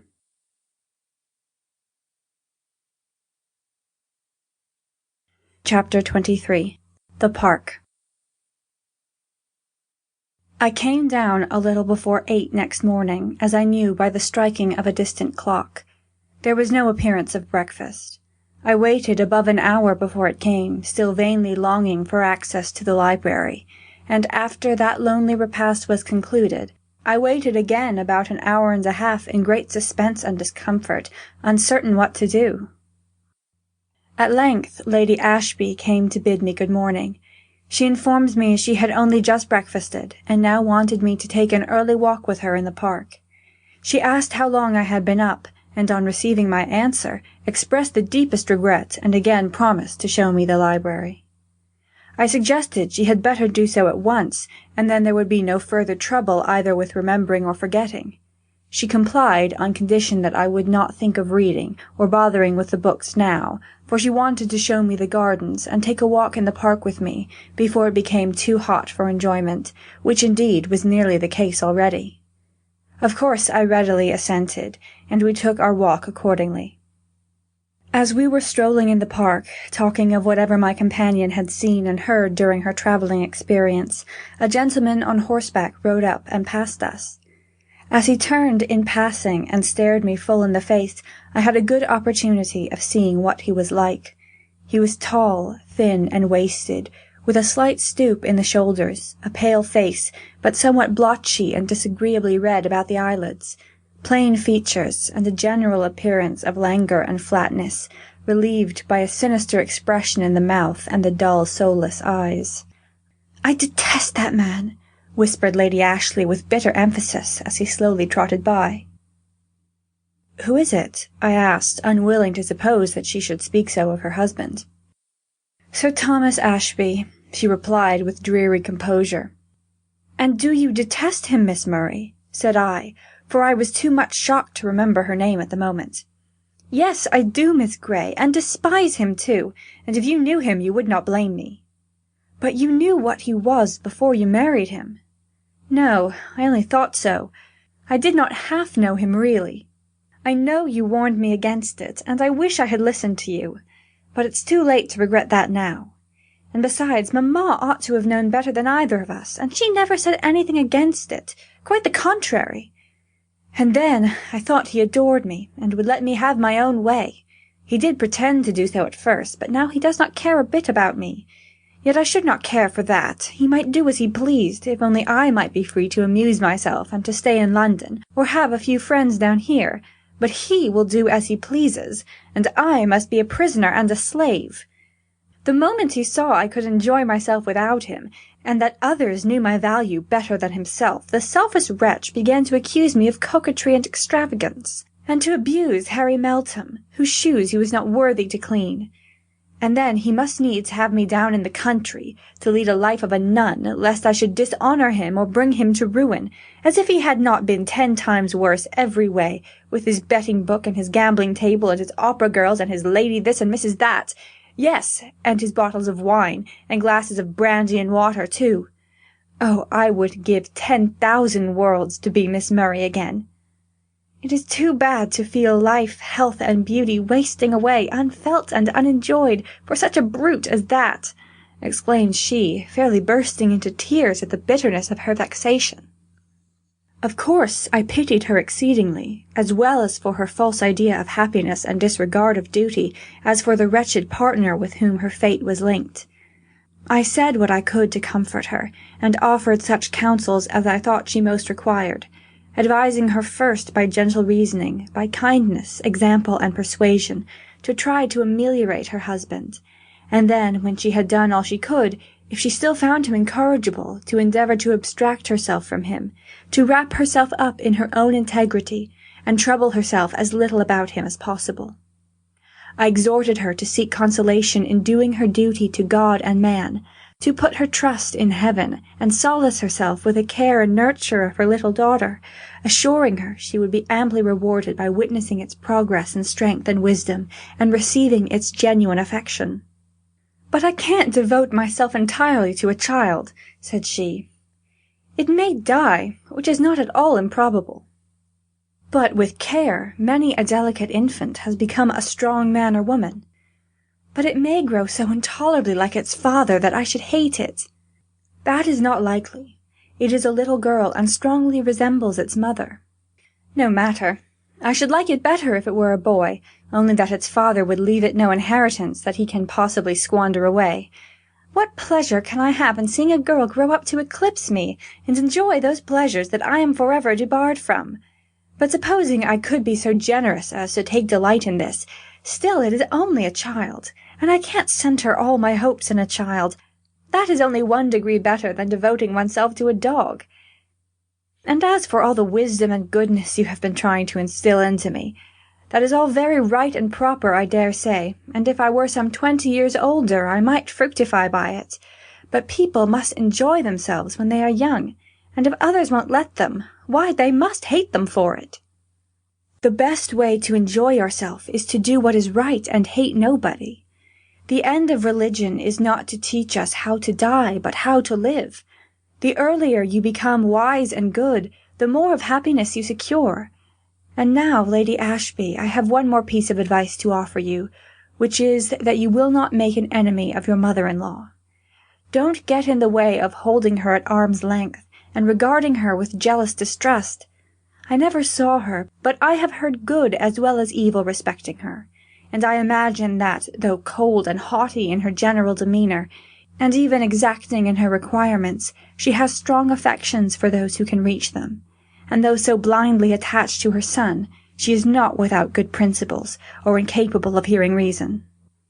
If you will but conciliate her a little, and adopt a friendly, open manner, and even confide your grievances to her, real grievances, such as you have a right to complain of, it is my firm belief that she would in time become your faithful friend, and a comfort and support to you, instead of the incubus you describe her. But I fear my advice had little effect upon the unfortunate young lady, and finding I could render myself so little serviceable, my residence at Ashby Park became doubly painful. But still I must stay out that day and the following one, as I had promised to do so. Though resisting all entreaties and inducements to prolong my visit further, I insisted upon departing the next morning, affirming that my mother would be lonely without me, and that she impatiently expected my return. Nevertheless, it was with a heavy heart that I bade adieu to poor Lady Ashby, and left her in her princely home. It was no slight additional proof of her unhappiness that she should so cling to the consolation of my presence, and earnestly desire the company of one whose general tastes and ideas were so little congenial to her own, whom she had completely forgotten in the hour of her prosperity, and whose presence would be rather a nuisance than a pleasure, if she could but have half her heart's desire. End of chapter 23.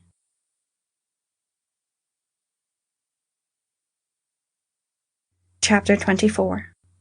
The Sands. Our school was not situated in the heart of the town. On entering A from the northwest, there is a row of respectable-looking houses on each side of the broad white road, with narrow slips of garden ground before them, Venetian blinds to the windows, and a flight of steps leading to each trim brass-handled door. In one of the largest of these habitations dwelt my mother and I, with such young ladies as our friends and the public chose to commit to our charge. Consequently, we were a considerable distance from the sea, and divided from it by a labyrinth of streets and houses. But the sea was my delight, and I would often gladly pierce the town to obtain the pleasure of a walk beside it, whether with the pupils or alone with my mother during the vacations. It was delightful to me at all times and seasons, but especially in the wild commotion of a rough sea breeze, and in the brilliant freshness of a summer morning. I awoke early on the third morning after my return from Ashby Park. The sun was shining through the blind, and I thought how pleasant it would be to pass through the quiet town and take a solitary ramble on the sands while half the world was in bed. I was not long in forming the resolution, nor slow to act upon it.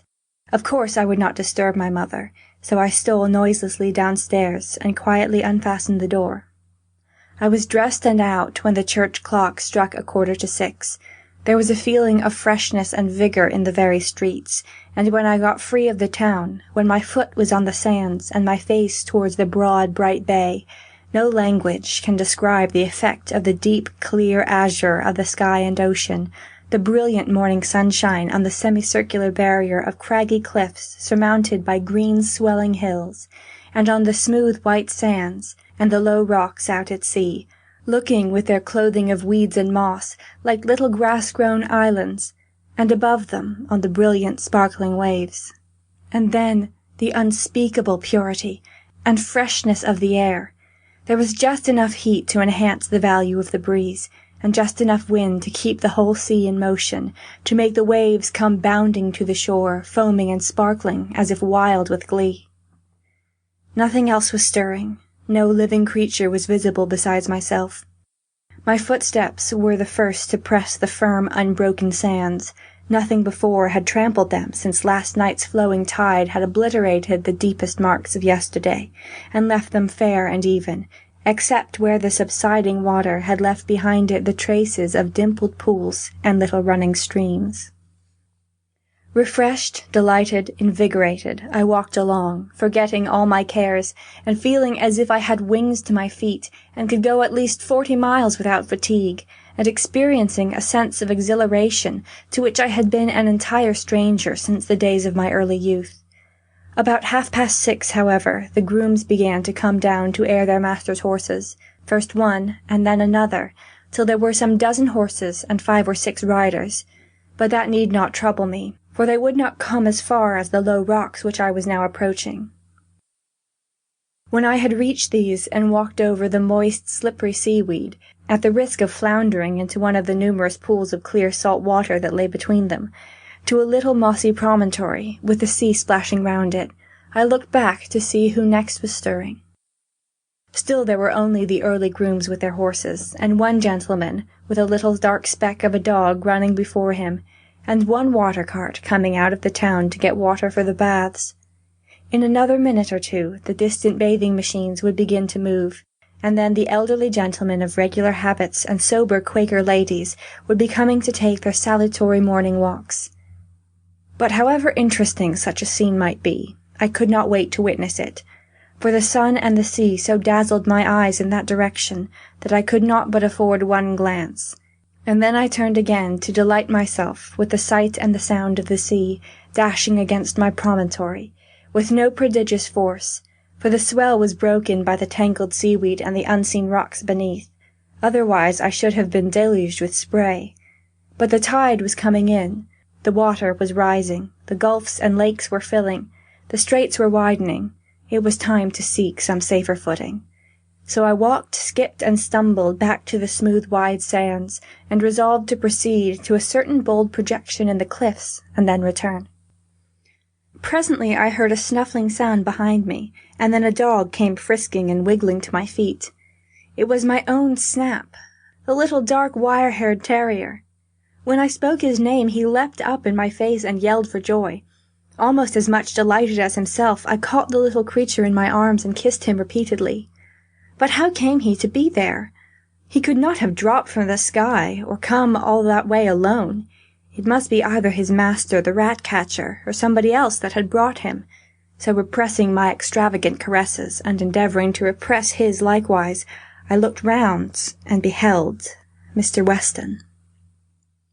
"Your dog remembers you well, Miss Grey," said he, warmly grasping the hand I offered him, without clearly knowing what I was about. "You rise early." "Not often so early as this," I replied with amazing composure, considering all the circumstances of the case. "How far do you propose to extend your walk?" "I was thinking of returning. It must be almost time, I think." He consulted his watch, a gold one now, and told me it was only 5 minutes past 7. "But doubtless you have had a long enough walk," said he, turning towards the town, to which I now proceeded leisurely to retrace my steps, and he walked beside me. "In what part of the town do you live?" asked he. "I could never discover." Never could discover! Had he endeavoured to do so then? I told him the place of our abode. He asked how we prospered in our affairs. I told him we were doing very well, and that we had a considerable addition to our pupils after the Christmas vacation, and expected a still further increase at the close of this. "You must be an accomplished instructor," he observed. "No, it is my mother," I replied. "She manages things so well, and is so active and clever and kind." "I should like to know your mother. Will you introduce me to her sometime, if I call?" "Yes, willingly." "And will you allow me the privilege of an old friend, of looking in upon you now and then?" "Yes, if—" "I suppose so." This was a very foolish answer, but the truth was I considered that I had no right to invite anyone to my mother's house without her knowledge, and if I had said, "Yes, if my mother does not object," it would appear as if by his question I understood more than was expected. So supposing she would not, I added, "I suppose so." But of course I should have said something more sensible and more polite, if I had had my wits about me. We continued our walk for a minute in silence, which, however, was shortly relieved, no small relief to me, by Mr. Weston commenting upon the brightness of the morning and the beauty of the bay, and then upon the advantages A possessed over many other fashionable places of resort. "You don't ask what brings me to A," said he. "You can't suppose I'm rich enough to come for my own pleasure." "I heard you had left Horton." "You didn't hear, then, that I had gone to the living of F." F was a village about 2 miles distant from A. "No," said I. "We live so completely out of the world even here that news seldom reaches me through any quarter, except through the medium of the Gazette. But I hope you like your new parish, and that I may congratulate you on the acquisition." "I expect to like my parish better a year or two hence, when I have worked certain reforms I have set my heart upon, or at least progressed some steps towards such an achievement.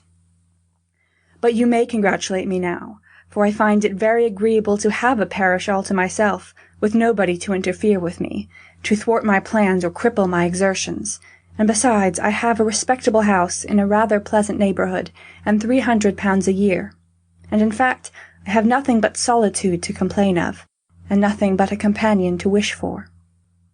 He looked at me as he concluded, and the flash of his dark eyes seemed to set my face on fire, greatly to my own discomfiture, for to evince confusion at such a juncture was intolerable.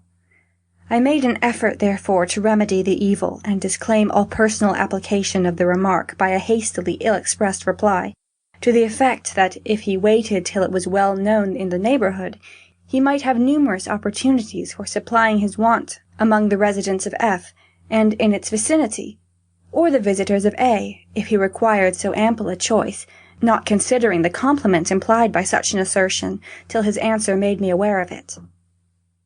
"I am not so presumptuous as to believe that," said he, "though you tell it me, but if it were so, I am rather particular in my notions of a companion for life, and perhaps I might not find one to suit me among the ladies you mention. If you require perfection, you never will." "I do not. I have no right to require it, as being so far from perfect myself."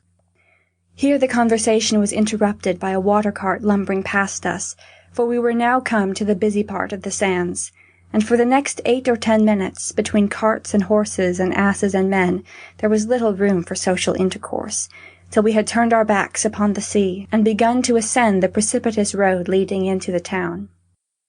Here my companion offered me his arm, which I accepted, though not with the intention of using it as a support. "You don't often come onto the sands, I think," said he, "for I have walked there many times, both morning and evening since I came, and never seen you till now. And several times in passing through the town, too, I have looked about for your school, but I did not think of the road, and once or twice I made inquiries, but without obtaining the requisite information." When we had surmounted the acclivity, I was about to withdraw my arm from his, but by a slight tightening of the elbow was tacitly informed that such was not his will, and accordingly desisted. Discoursing on different subjects, we entered the town, and passed through several streets. I saw that he was going out of his way to accompany me, notwithstanding the long walk there was yet before him, and fearing he might be inconveniencing himself from motives of politeness, I observed, "I fear I am taking you out of your way, Mr. Weston. I believe the road to F lies in quite another direction." "I'll leave you at the end of the next street," said he. "And when will you come to see mamma?" "Tomorrow, God willing." The end of the next street was nearly the conclusion of my journey. He stopped there, however, bid me good morning, and called Snap, who seemed a little doubtful whether to follow his old mistress or his new master, but trotted away upon being summoned by the latter. "I won't offer to restore him to you, Miss Grey," said Mr. Weston, smiling, "because I like him." "Oh, I don't want him," replied I. "Now that he has a good master, I'm quite satisfied." "You take it for granted that I am a good one, then?" The man and the dog departed, and I returned home, full of gratitude to heaven for so much bliss, praying that my hopes might not again be crushed. End of chapter 24.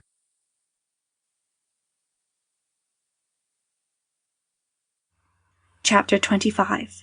Conclusion. "Well, Agnes, you must not take such long walks again before breakfast," said my mother, observing that I drank an extra cup of coffee and ate nothing, pleading the heat of the weather and the fatigue of my long walk as an excuse. I certainly did feel feverish and tired too. You always do things by extremes. Now, if you had taken a short walk every morning, and would continue to do so, it would do you good." "Well, mamma, I will." "But this is worse than lying in bed or bending over your books. You have quite put yourself into a fever." "I won't do it again," said I. I was racking my brains with thinking how to tell her about Mr. Weston, for she must know he was coming tomorrow. However, I waited till the breakfast things were removed, and I was more calm and cool, and then, having sat down to my drawing, I began, "I met an old friend on the sands today, mamma." "An old friend? Who could it be?" "Two old friends indeed. One was a dog," and then I reminded her of Snap, whose history I had recounted before, and related the incident of his sudden appearance and remarkable recognition. "And the other," I continued, "was Mr. Weston, the curate of Horton." "Mr. Weston? I have never heard of him before." "Yes, you have. I've mentioned him several times, I believe, but you don't remember." "I've heard you speak of Mr. Hatfield." "Mr. Hatfield was the rector, and Mr. Weston the curate. I used to mention him sometimes in contradistinction to Mr. Hatfield, as being a more efficient clergyman. However, he was on the sands this morning with the dog. He had bought it, I suppose, from the rat-catcher, and he knew me as well as it did, probably through its means. I had a little conversation with him, in the course of which, as he asked about our school, I was led to say something about you and your good management, and he said he should like to know you, and asked if I would introduce him to you, if he should take the liberty of calling tomorrow, so I said I would. Was I right?" "Of course. What kind of a man is he?" "A very respectable man, I think, but you will see him tomorrow. He is the new vicar of F, and he has only been there a few weeks. I suppose he has made no friends yet, and wants a little society." The morrow came. What a fever of anxiety and expectation I was in from breakfast till noon, at which time he made his appearance.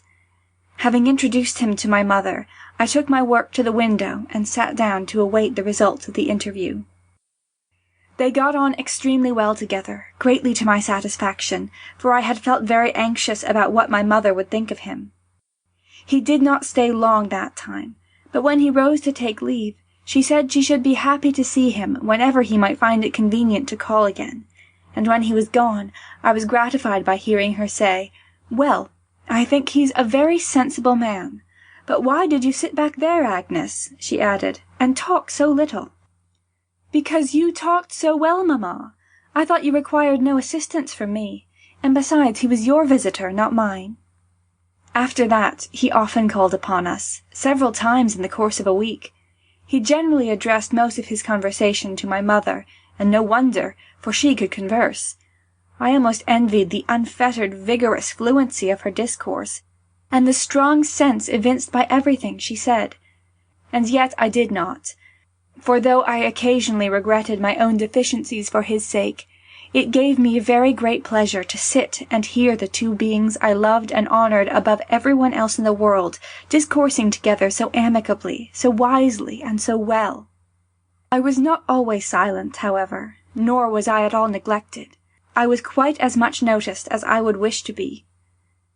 There was no lack of kind words and kinder looks, no end of delicate attentions, too fine and subtle to be grasped by words, and therefore indescribable, but deeply felt at heart. Ceremony was quickly dropped between us.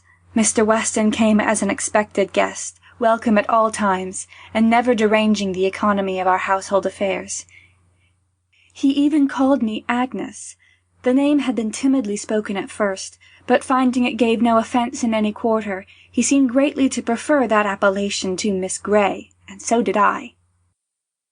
How tedious and gloomy were those days in which he did not come, and yet not miserable, for I had still the remembrance of the last visit and the hope of the next to cheer me.